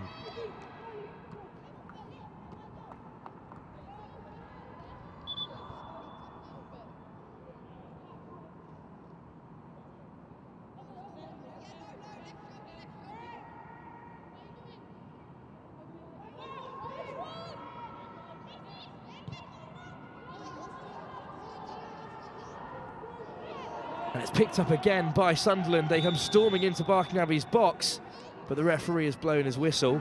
And it looks to be a free kick for Sunderland just outside of Barking Abbey's box.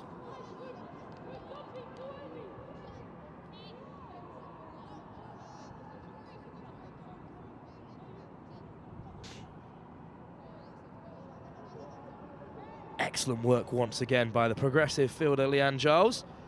Free kick given. And it'll be Skelton standing over it. What do we think here? Skelton to go for goal? Definitely, I think she should shoot. And Skelton does hit it, but it's into the arms of Garwood. 5 minutes left of regular time to play before the period of extra time we have coming up. 15 minutes either way if this remains scoreless at 1-1. But still, a lot of football to play in the next 5 minutes. Still Sunderland possession. Here's Giles once more, who won that dangerous free kick. Dispossessed. And here's Mills. Taking on Giles, but knocked to the floor. And Sunderland once again come away with it. Here's the captain, Ellie White. White, with Mills bearing down on her, is dispossessed once more.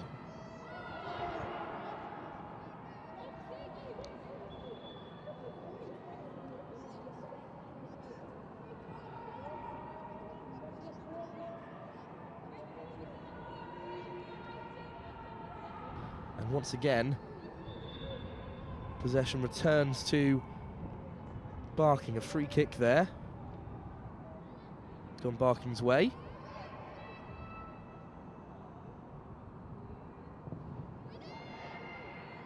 Tie towards Mill, headed away by Sunderland, returned by Dance, flicked on by Woolcock. Woolcock charges down the attempted clearance.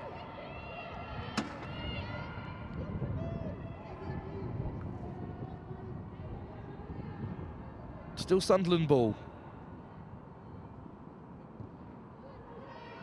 That clearance is intercepted, headed on by Woolcock once more, hacked away by Spark. Now there's a bit of pressure on that back line, and White has latched onto it. But it's cleared excellently well by Jervier. Sunderland now come forward through Spark. Spark looks to find White, headed away by Smith. But still Sunderland come away with it. It's Kirsty James returning the header to Spark. Whip forwards towards White. But a handball is called. Ellie White just handling it off the chest there.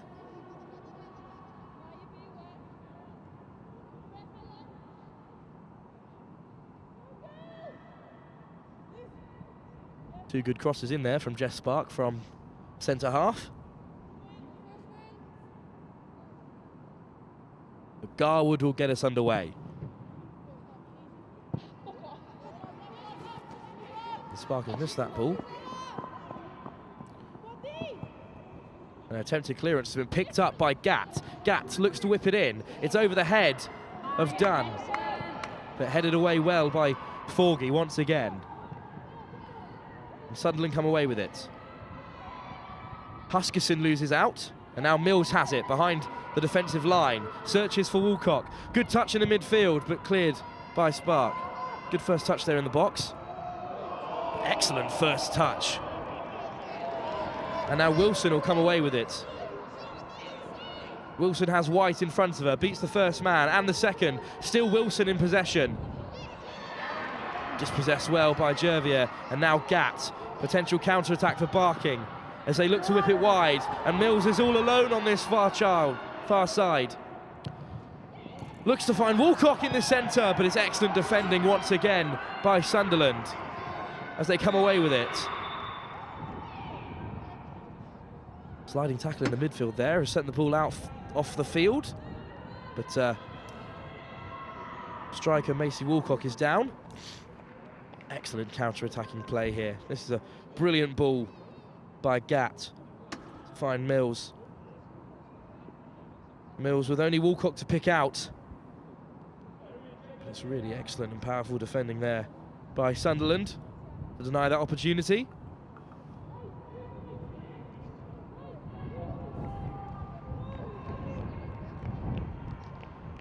That fantastic touch there by Chianta of Sunderland, who comes deep to collect the ball.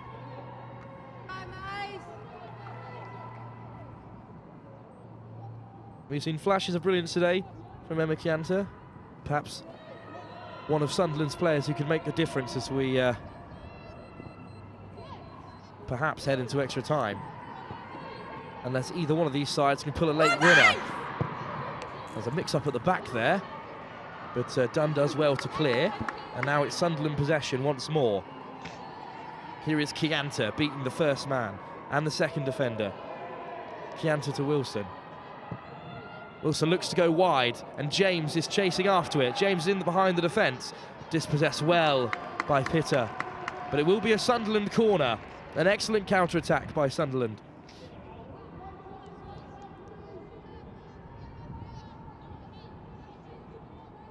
Really powerful defending once again. This time it's Pitter that falls a corner. Macy, how are the nerves in the 90th minute with a corner for Sunderland? Yeah, they're really starting to come along now, considering it is 1-1, and then we've got to go to extra time, and then if that, you've got penalties as well, so it's getting really, really nervous now. Huskerson. The ball is loose. Two kicks at it there for a Sunderland player, but eventually it is cleared. What an opportunity that was, but still Sunderland have possession.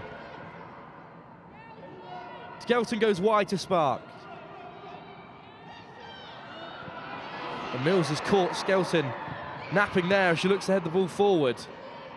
But cleaned up once again by Sunderland. And that ball has fallen to Woolcock. And Woolcock has not come away with it.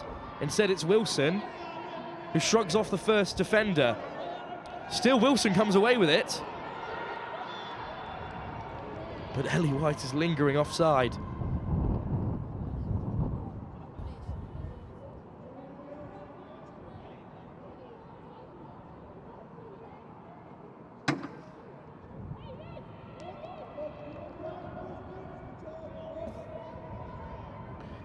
Well, we creep ever closer to extra time in this National Football League Cup final.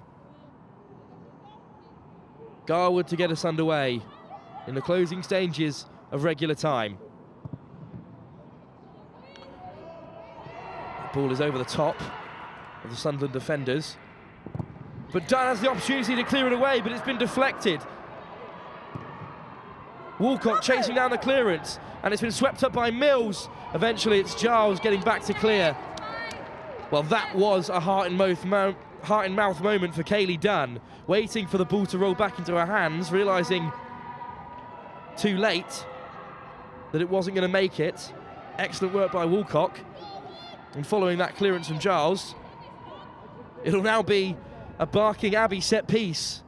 A set piece in the same position from which they scored in the first half.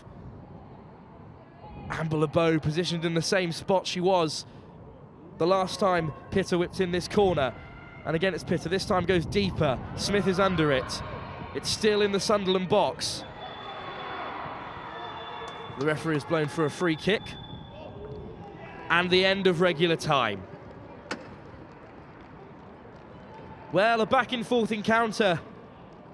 Some scrappy play from both sides. A flurry of goals at the beginning of the second half. An excellent finish from Ellie White after being played through by Kira Skelton. Only moments later, a Katarina Pitter corner was headed home by Amber LeBeau.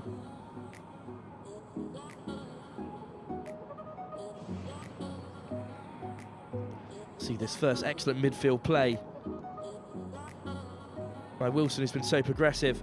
First time ball from Skelton. White's one-on-one with substitute goalkeeper Garwood and slips it past her really well. And then this corner. Pitter's been excellent at the set piece all day. Amber LeBeau gets in front of goalkeeper Kaylee Dunn to head through an empty net, shrugging off the contest of Huskisson. Well, Macy Windsor, extra time looming. How are Barking Abbey feeling after they've had a resurgence towards the end of that second half? I definitely think they've still got that push in them for the extra time to try and obviously get a goal. Probably feeling a little bit tired after working so hard that full 90, but they've just got this last push now that I think they can get through. Well, we'll be back very soon for the first 15 minutes of extra time. Two periods of 15 minutes of extra time before penalties in this National Football Youth League Cup final. Your instant replay, of course, covering this National Youth League Cup final, as they will be all of the finals upcoming. If anyone watching would like to get their game live streamed, please get in touch with Your Instant Replay through their social media or their website, yourinstantreplay.co.uk. But enough talk of future events. Very shortly in front of you here at the University of Bolton Stadium, we have extra time in the National Youth League Cup final between Sunderland's Foundation of Light and Barking Abbey under-21s. We'll be back very shortly for the first period of extra time.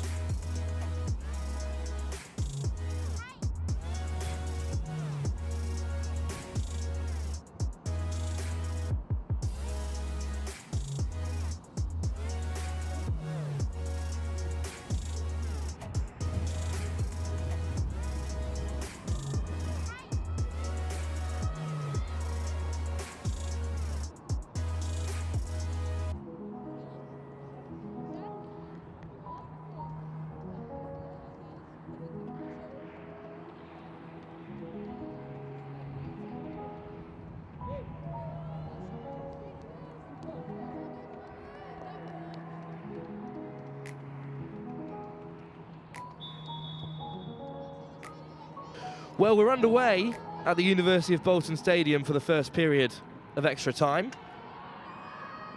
We'll have 15 minutes each way. And we'll hope that either Sunderland or Barking Abbey can clinch that vital winner before penalties ensue. Both sides have come streaming out of the gate. But Sunderland retain possession once more through Wilson. A searching ball there for Huskisson. Defended well by LeBeau.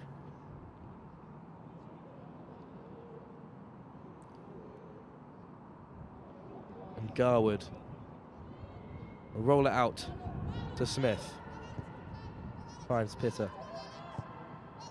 Down the line to Gatt.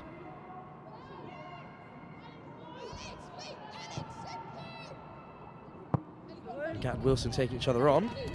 And so the ball's down the line to be collected by Kaylee Dunn.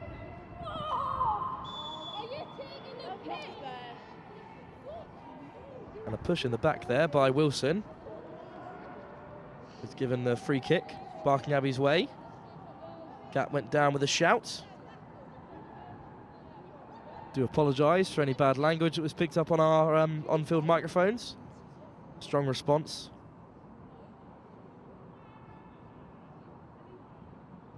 From Sunderland in response to that free kick.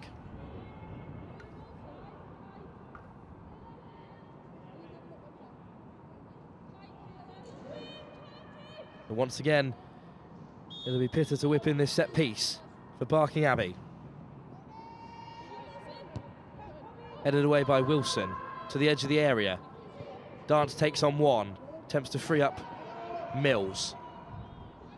Swept up by Karadi. Here is Mills on the wide channel. Whips in, looking for Woolcock, but it doesn't find the Barking Abbey defender, and Wilson comes away with it, streaming down this touchline. Finds James. Now Skelton, operating from the base of midfield. Borgie under some pressure at the back, but Kiantar comes away with it. That ball is blocked, and now Woolcock has options either side.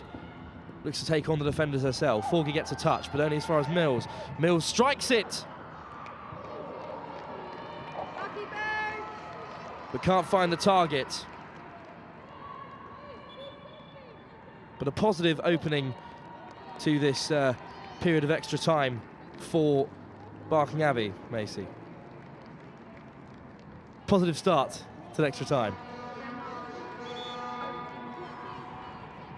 I think both teams have definitely come out with, have both been so strong. It's hard to tell what's going to happen in this, I think. But yeah. Going to be Sunderland to get us underway. Through the centre to Skelton. Flicks it wide. A searching ball over the head of White. Picked up by Giles in the midfield. Huskisson looks to whip in across. Looks for James. It's gone past Kersey James, but still in possession in the box. Gets around the first man, and it's pulled back to White. But Ellie White cannot find the target from just outside the 6-yard area. It was fantastic work following the cross in from Huskisson by Kirsty James. Kirsty James skims Smith, pulls it back for White. And from inside the 6-yard area, that chance really has gone begging for Sunderland. And now perhaps Barking Abbey can respond. Gatt with a first-time ball, searching for Mills. Sunderland under pressure. Forgie whips it wide, and it's picked up by Giles. Excellent work in midfield by Skelton. Really come alive in this second half and this first half of extra time. Wilson. James. Looks to test Garwood.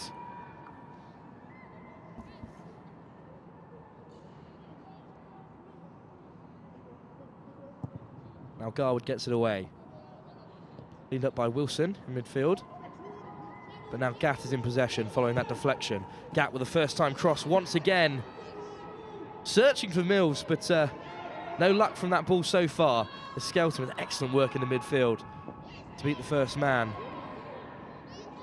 But possession turned over by Millie Thompson, the number 11. Excellent work by Millie Thompson, who's come on in midfield. Now here's Gatt. Gatt searching for Mills once again, this time finding her. Thompson's in the box, but it's pulled back to Walcott. Excellent clearance by substitute Ellie Bond. Ellie Bond, the sole substitute for Sunderland today, doing a defensive duty well. Forgie once again hooks the ball into the air, but it's picked up by Mills. The ball has run out of play.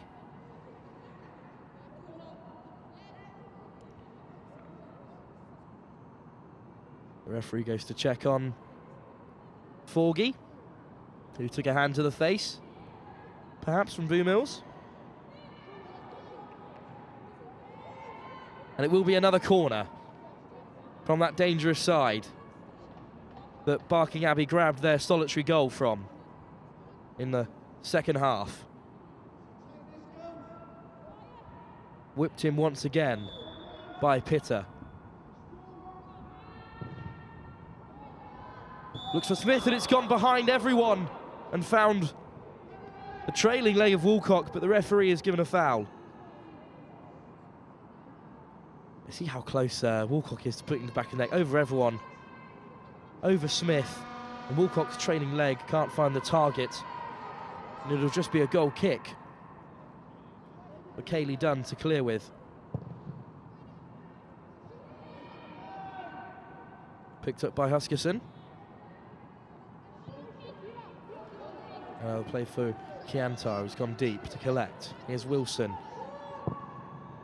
Wilson with a searching ball for White. Cleaned up by Jervier. And now Barking Abbey from counter, but they've been picked off by Giles and Chiantar. But back in possession. Searching ball from Thompson. Mills has Woolcock in the area. First time cross. Woolcock makes contact, but it's defended once again. This time from Kira Skelton coming back. It's a great period of play for Barking Abbey. Macy. Yeah, I'm getting really, really nervous just sitting here watching, to be honest. But they've got another set piece again, so hopefully they can work from this. Emma's back with us. How important have these corners been so far in this game? Well, obviously our last goal come from a set piece like that. So hopefully we can do that again on this one. But I think the girls are definitely getting more into it now, and it's just chance after chance. So hopefully one of them, they take it and we can get ourselves ahead again. Momentum perhaps switching Barking Abbey's way as Pitter will whip in once again. This time towards the head of Gatt. But the ball is loose in the area. Eventually hacked away by Sunderland, but two players down in the Sunderland box.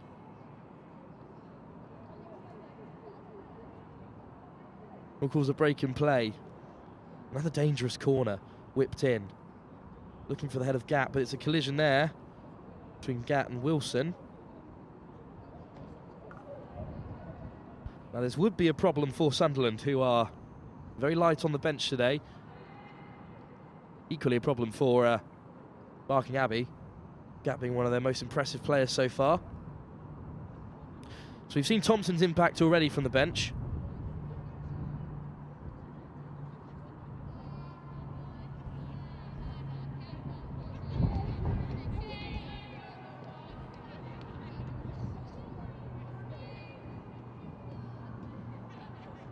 Staying Bacon play. It's good to see really solid support today. Barking Abbey, they made the long trip from Essex last night. Sunderland had not as far to come here in the northwest of England. Still a good cross-country journey to find us here at the University of Bolton Stadium. Perhaps a substitute getting ready for Barking Abbey. Who do we expect to come off the bench for Gatt? Bethany Brogan. Yeah, or possibly Alice. There might actually be a few players moved around, but I don't think the formation will change. And And Gat has left the field following a really impressive showing. Really great work in the wide channel. But no substitute has been made. The game has been underway from Wilson, who's got space to run into on this far channel.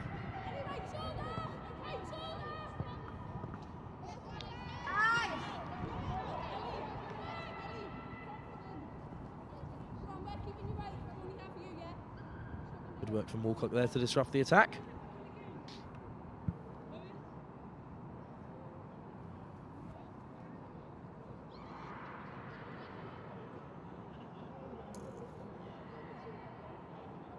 Wilson will collect that loose ball and Sunderland will get the game underway. Excellent header there to deny Sunderland's progression, but excellent skill from Wilson as she looks to free White over the top, and White is first to that loose ball. White, great tackle by Jervier, but White still on top of the possession. And White's been brought down by Jervier in the box, and the referee has pointed to the spot. No. The ever-present Jervier, so solid at the back for Barking Abbey, has brought down the captain, Ellie White, on the edge of the area. Have a look here. Again. Hold on. Ellie White takes possession first. Jervier puts in a good tackle, but it's here where none of the ball is taken by Jervier. And even Macy Wilson in the commentary box agrees that that might be a penalty. But who is up to take it for Sunderland in this first period of extra time? Alicia Garwood is very good with penalties, so I'm hoping that she'll be able to predict this. It'll be perhaps Sunderland's best player of the day, Leanna Giles. So important to midfield progression, up against Alicia Garwood, the substitute goalkeeper, following Sargent's first half injury. Here's Giles and sends it into the bottom left corner. And Leanna Giles sent Garwood the wrong direction. And in this first period of extra time, Sunderland have taken the lead. Concise and accurate penalty into the bottom left-hand corner. No chance for Garwood, who was sent to her left-hand side. But it's in the bottom left-hand corner. I think we're making some subs as well. It's Jervier who gave away that penalty, who's left the field.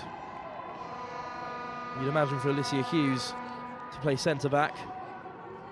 Excellent penalty by Leanna Giles, who deserved a goal following her really impressive performance so far. Bethany Brogan has come onto the field to play in the base of defence.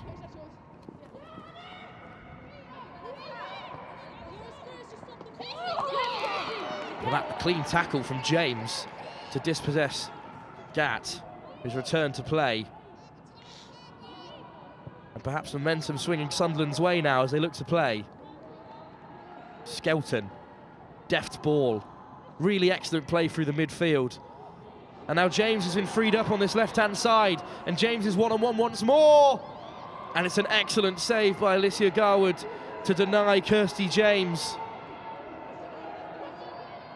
And that could have been it for Barking Abbey, but Garwood has kept them in it.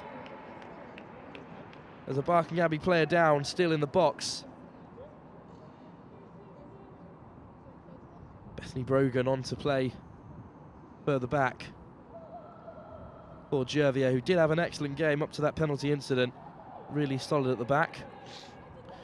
But yeah, that ball through from Chiantia to find James.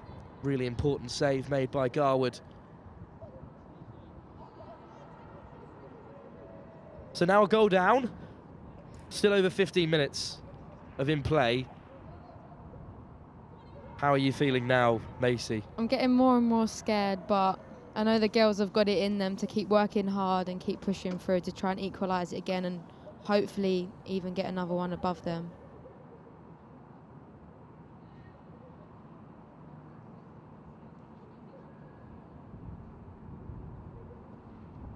Well, Sunderland now in the driving seat, following out that Giles penalty. It was perhaps Barking Abbey, who looked the better side towards the end of that second half and the beginning of extra time. Following a foul by Jervier on the dangerous Ellie White. Giles has put Sunderland in front in this cup final. Another injured Barking Abbey player may perhaps be leaving the field, as Alice Hughes looks ready to enter the field.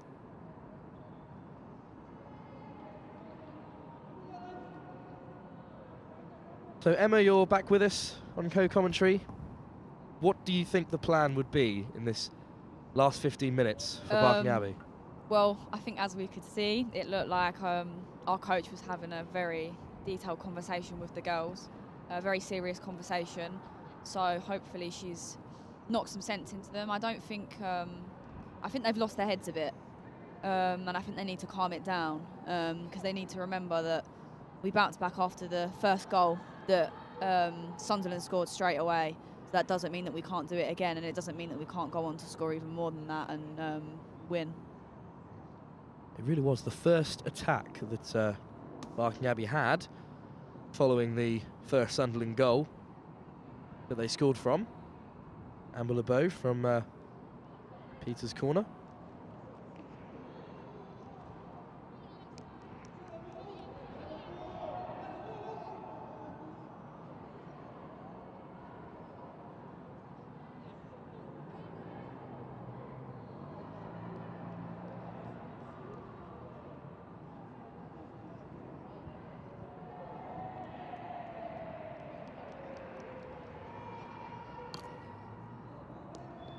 And it's Charlotte Dance who went down with this injury, who has now left the pitch. Been replaced by Alice Hughes. Therefore, Sunderland will get the game underway once more.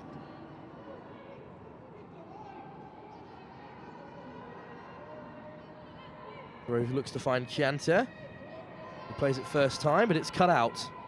Swept up by James. Here's Wilson. He's been excellent with the ball at feet so far today.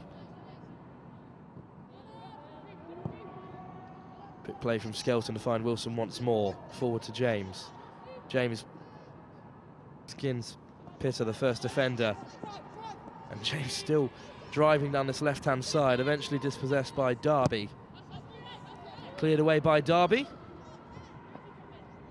But off of the hard-working Kersey James. And Pitter will throw once more. Just to find Alexandra Gatt. Tackle put in there on Gatt once more. There was a lunge by Kersey James. And Gatt has gone down. Really good close control once again. 50-50 there. It does look like Kersey James has gotten the ball. And Gatt is up playing once again. So the game will continue. And once again, it will be Pitter to strike this set piece, bang on the halfway line. The likes of Smith have come forward for this set piece. Clipped up there by Bond. Still Barking Abbey ball. And this time it's Wilson to hack it away. And that will bring an end to the first period of extra time. So with the scores levelled going after the 90 minutes, extra time was in order. And following the first period of extra time, it's a Liana Giles penalty that splits the sides. Going into this short break, it's Sunderland Foundation of Light 2, Barking Abbey 1. We'll be back very quickly for the start of this second period of extra time.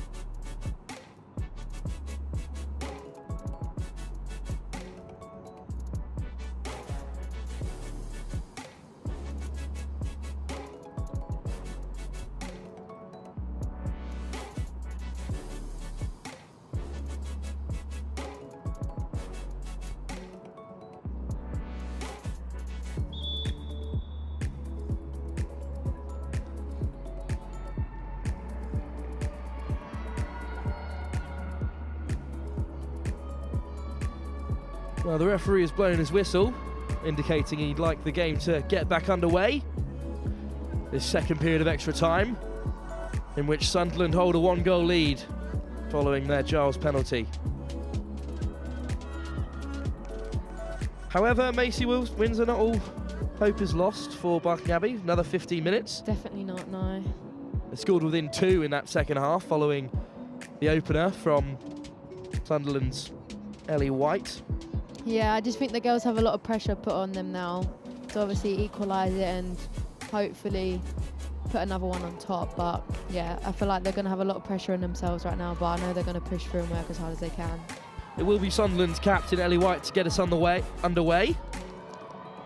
Looking to invigorate her side for this final 15 minutes. Sunderland, of course, with only one substitute, centre-back Bond is the only player to come on.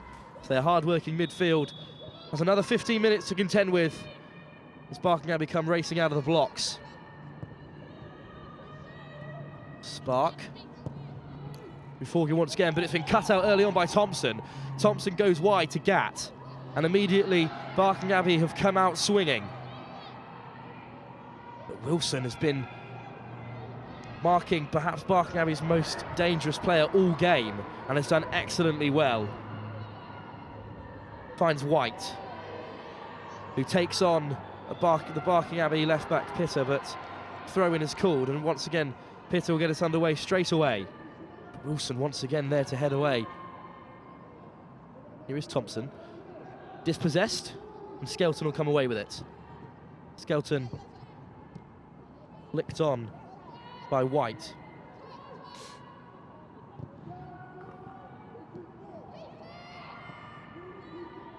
Continuous change of possession.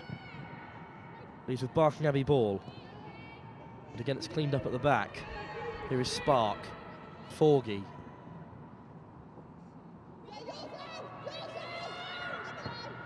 And there's Smith cleaning up at the back. LeBeau hits it down the line to Mills, and Mills has been found, but excellent defending once again by Jess Spark, who has been absolutely everywhere today at the back for Sunderland. Once again clearing the ball high into the stands. Sunderland have had some really great progressive play, haven't they, Macy? But it has been perhaps Sunderland's back three that have been the difference today. Yeah, I definitely think they have a really strong defensive in them. They've been consistent pretty much this whole time. But yeah, I definitely think they have a very strong defence on them. Forgy there to flick away. To only be playing 3 at the back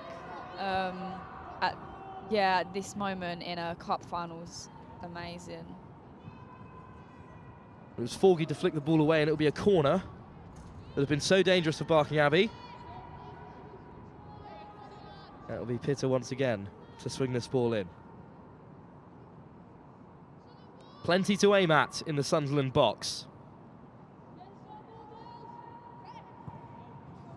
There's a low cross, been cut out well. Loose ball in the Sunderland box, eventually hacked away, but it'll still fall Barking Abbey's way. First time cross, headed away once again, picked up by Chianta. Good footwork from White, but swept up by the substitute, Brogan. Eventually hacked away. Smith will build from the back.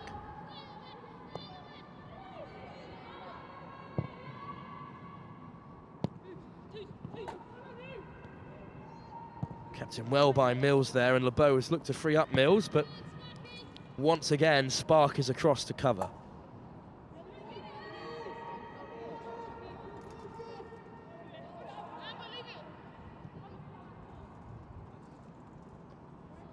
Barking Abbey travel into the stands to collect this ball. It'll be LeBeau to throw in once again. Barking Abbey with continuous pressure in the opening stages of this second half of extra time. Excellent footwork there by the substitute, Tony Green, but couldn't find Mills in the wide channel, and the pressure relieved on Sunderland. They really do need to raise the intensity now, don't they, Macy, Barking Abbey, in order to pull something from this game? Yeah, they definitely do. I feel like they're giving it all they can as well, but it's just getting that opportunity to come along and putting it away. Kaylee Dunn for Sunderland will get us underway from the goal kick.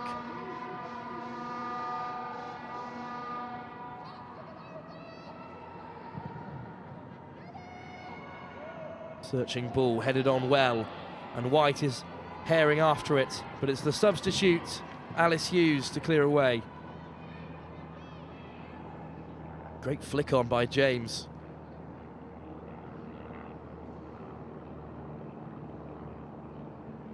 Coming into the closing 10 minutes of this fixture now. Time is slowly running out for Barking Abbey.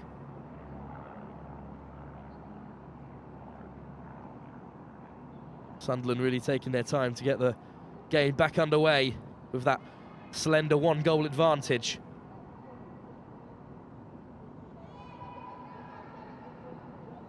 Sunderland come away with it in the base of midfield. Here's Skelton. That ball has been intercepted.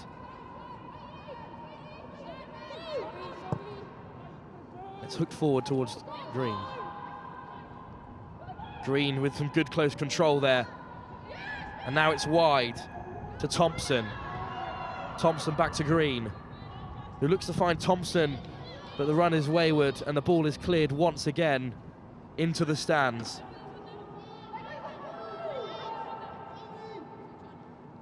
Some first touch play that we haven't really seen, Macy, so far from Barking Abbey. Yeah, I just think it's just so tough for them because obviously they've got so much pressure put back on them to obviously like get back into it all, but they are really trying. Cleared only as far as the substitute Brogan, who attempts to hook it back towards a Barking Abbey player. Swept up well by the penalty scorer Giles. And now Sunderland will come away with it. This is an excellent run. Looks to find White inside, but dispossessed. And once again, Barking Abbey will come away with it. Looks for Green, but Chianta comes away with it. Skips around Thompson, but Hughes hooks it high, back into the Bolton sky. Loose header, and White will look to pick up the scraps, and White does control it. Sunderland still in possession through Giles. Back to Wilson, so impressive so far. And here's James, always a threat in this wide channel. Still Sunderland ball, here's Skelton. Skelton looks to take it on the edge of the area. Skelton with a shot! But gathered well by Garwood. And now Mills will look to counter. Mills with green grass ahead of her. Searching ball from Mills, but cut out well by this impervious Sunderland defence. Now Sunderland play with it once more. But Giles has been caught. Giles was caught there by Macy Walcott coming back to defend, but that strategic intervention from Giles to halt the counter-attack will draw a yellow card from referee Terry Flanagan.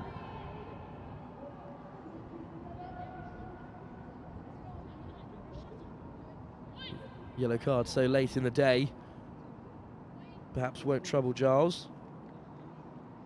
But what will trouble Barking Abbey is Molly Woolcock staying on the floor. But Macy Woolcock's back to her feet now. And another set piece Barking Abbey have already profited from today. To be whipped in by Pitter. Everyone's up for Barking Abbey.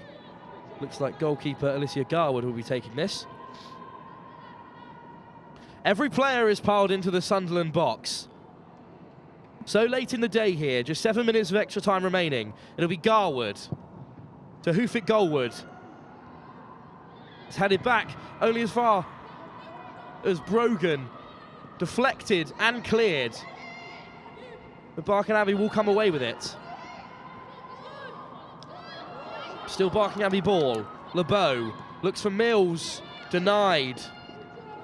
You see it's a loose ball in the box there. Brogan with a strike. Excellent block. And then Chianta just to hook it away. But it's still Barking Abbey possession with the throw. To find Green. Green whips it in. to an empty box almost, cleared away once again. Thompson. That ball is deflected and carried away by Sunderland. No foul given as Gatt still comes away with it. Brogan. Thompson to Green. Green challenged on the edge of the area and Sunderland come away with it once more through the captain White. White looks to find James in the wide channel. And James has kept the ball in excellently well, Kirsty James. Tactical stop there by Peter. No chance of a counter for Sunderland, but they will have the free kick just inside Barking Abbey's half.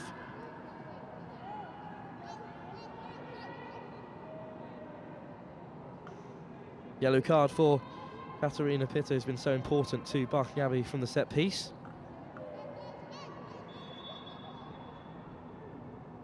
No rush for Sunderland to get the game underway. But it's hooked forward towards White. Headed on really well to Huskinson. Huskinson has a strike, but it won't trouble the goal of Garwood, who's chosen to keep the ball in and give Mills the opportunity to run with it. Sliding tackle avoided by Mills. Mills beats another defender, but the ball is given up once more. Following that block by Mills, the ball will run out.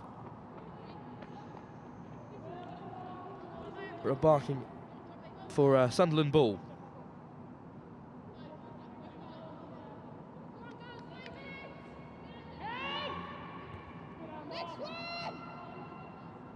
That second ball has fallen Sunderland's way once again. Hooked up towards White, but intercepted. Barking Abbey ball in possession now. Great work by Izzy Darby in midfield, but cut out once more.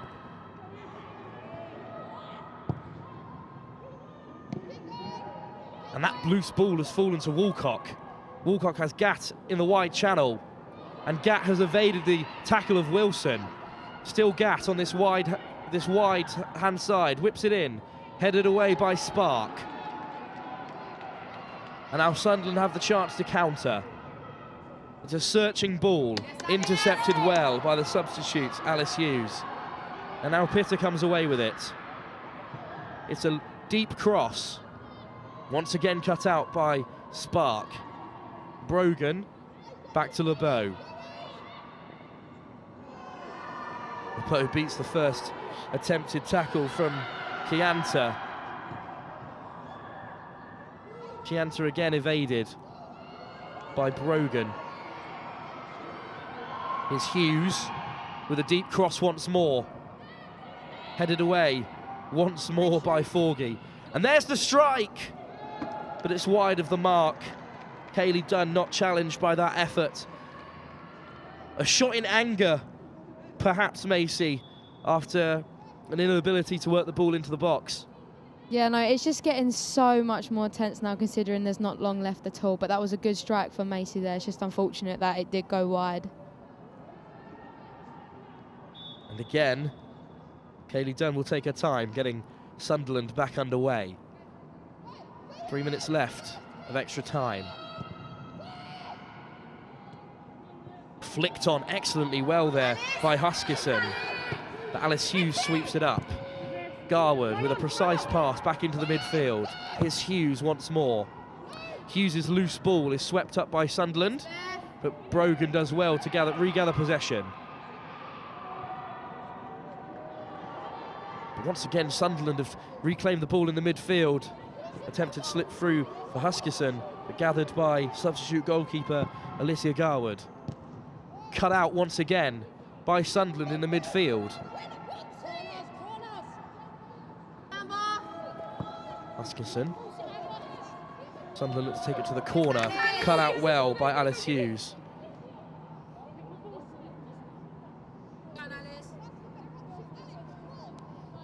It'll be Sunderland ball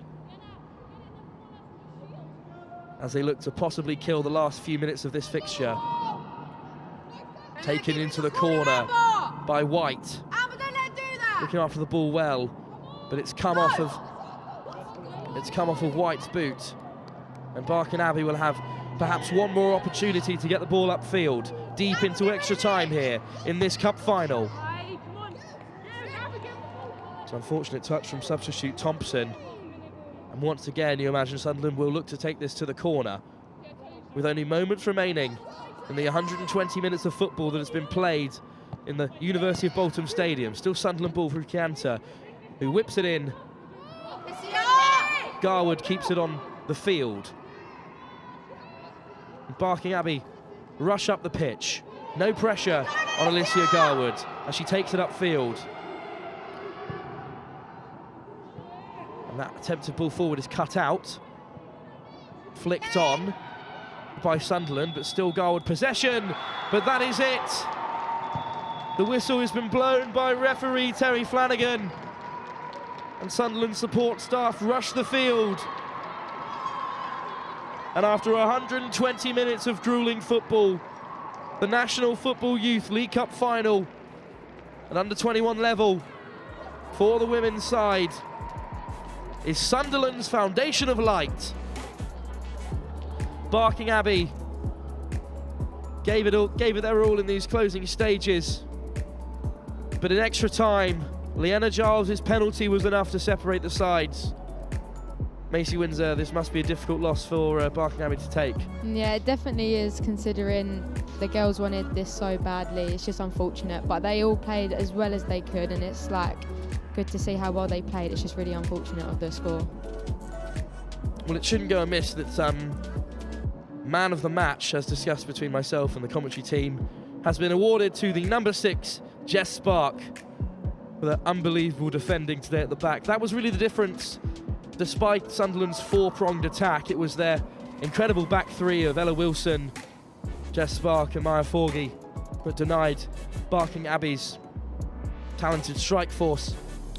So man of the match for Jess Spark, but jubilations to the entire Sunderland team who take away the National Football Youth League Cup final trophy following 120 minutes of football. Thank you to all my co-commentators we've had in the box today. Thank you, of course, to Your Instant Replay for streaming this event. But I'll leave you with the celebrations of Sunderland's Foundation of Light team as they come away 2-1 victors over Barking Abbey.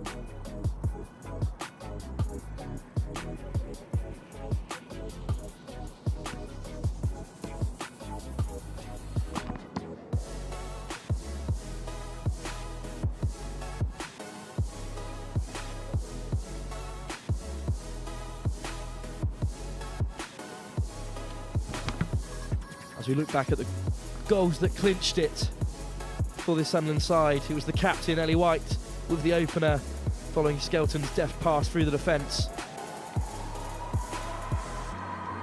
Barking Abbey responded straight away in the second half. Pitter at the set piece, important throughout the day.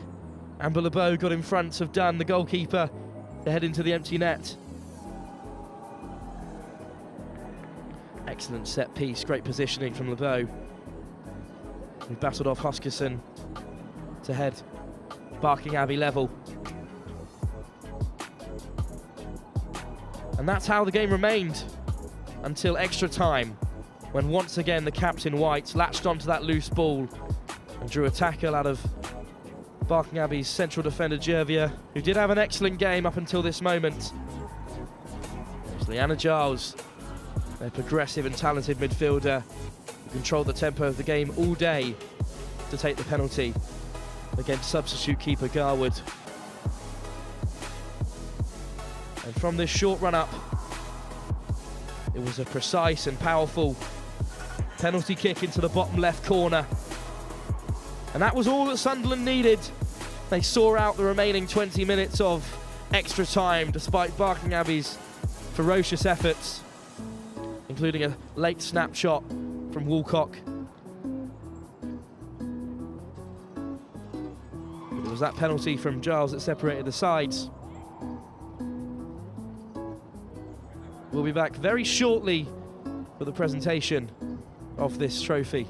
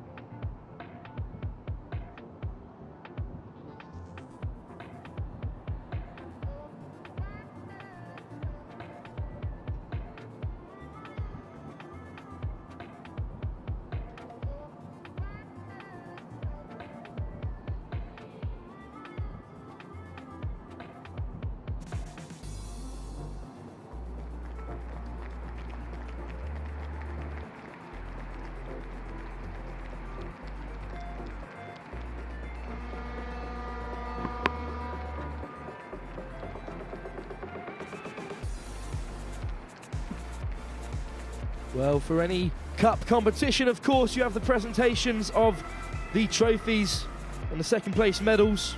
Referee Terry Flanagan was up first to receive his commendation. Refereed the game very well. But led by Tony Green, commiserations to Barking Abbey, who came out second best in this encounter. Barking Abbey had a tough run to the final, beating the likes of Bournemouth, Arsenal's Oakland group. Last round beating Sunderland second team 5-0. They had some excellent play. Boo Mills really ran her touchline with efficiency. Of course, Katarina Pitta was crucial at the set piece, and their goal scorer, Amber LeBeau, collecting her medal there. It was really important, marshalling the four-man attack of Sunderland. Overall, it was a sterling performance from Barking Abbey, who travelled all the way from South Essex for this final today at the University of Bolton Stadium. And they played exceptionally well. They took Sunderland all the way to extra time. And their substitute goalkeeper, Alicia Garwood, had a very good game as well, being called upon following the injury of Sargent.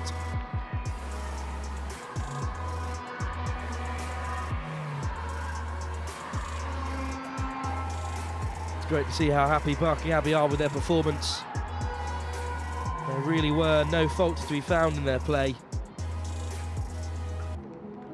But it was just the true quality of Sunderland's Foundation of Light group that took this fixture away from Barking Abbey.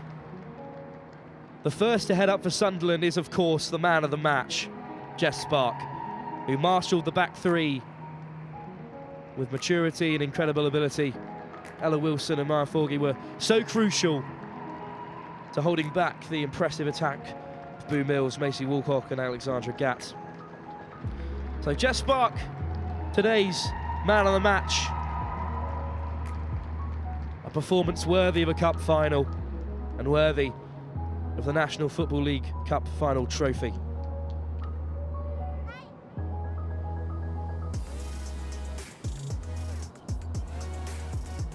The Newcastle United centre-back, been with this system since under 11s.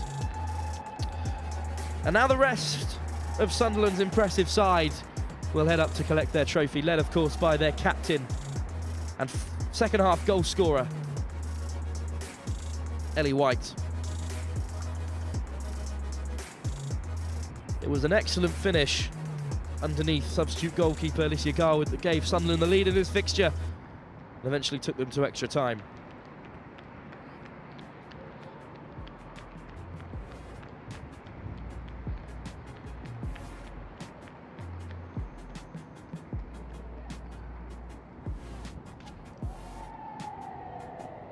Kayleigh Dunn, the goalkeeper, up to collect also. Very solid in Sunderland's net, sweeping up any loose balls.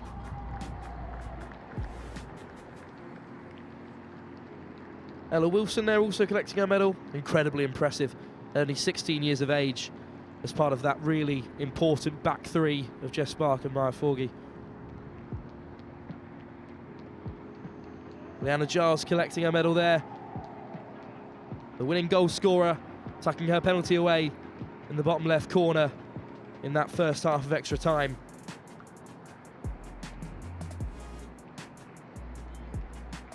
And in a difficult run that saw them beat the likes of Northampton Town, an impressive 6-1 dismantling of Everton. And finally a win over Barking Abbey. And that's what makes the Sunderland's Foundation of Light team the National Football Youth League Women Under-21s League Cup final winners. A cagey affair brought to you by your instant replay. But Sunderland will come away as eventual victors in this really impressive encounter.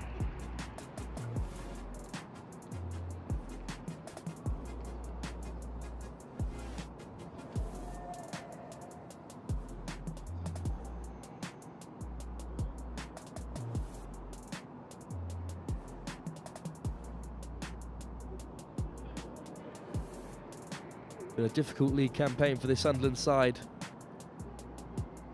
plagued by injuries. in a really competitive league. But they'll be more than happy to take away this important trophy.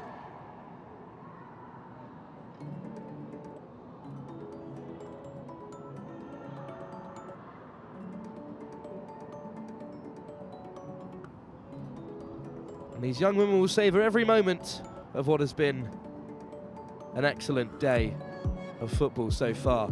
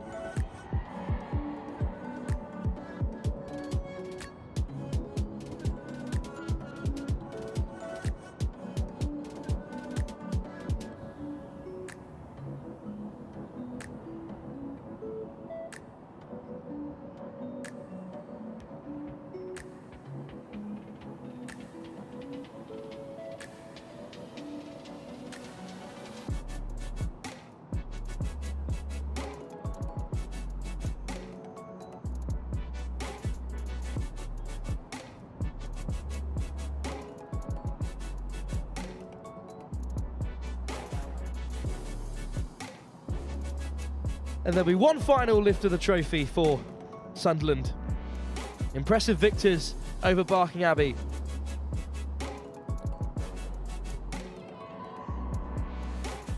And they have been victorious in this National Youth Football League Women's League Cup final, 2-1 over the Essex side.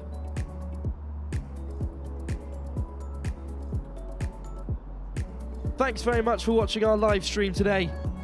Thanks, of course, to Your Instant Replay for all of their coverage. I've been Wilfred Kemsley on commentary with Cheers Mate Productions. In an excellent game of football. Of course, if you would like any of your games live streamed by Your Instant Replay, find them on social media or at yourinstantreplay.co.uk. Thanks once again for watching. I've been Wilfred Kemsley, and we'll be back with some more fixtures very shortly. Congratulations once again to Sunderland for their victory in the National Youth League Cup final over Barking Abbey.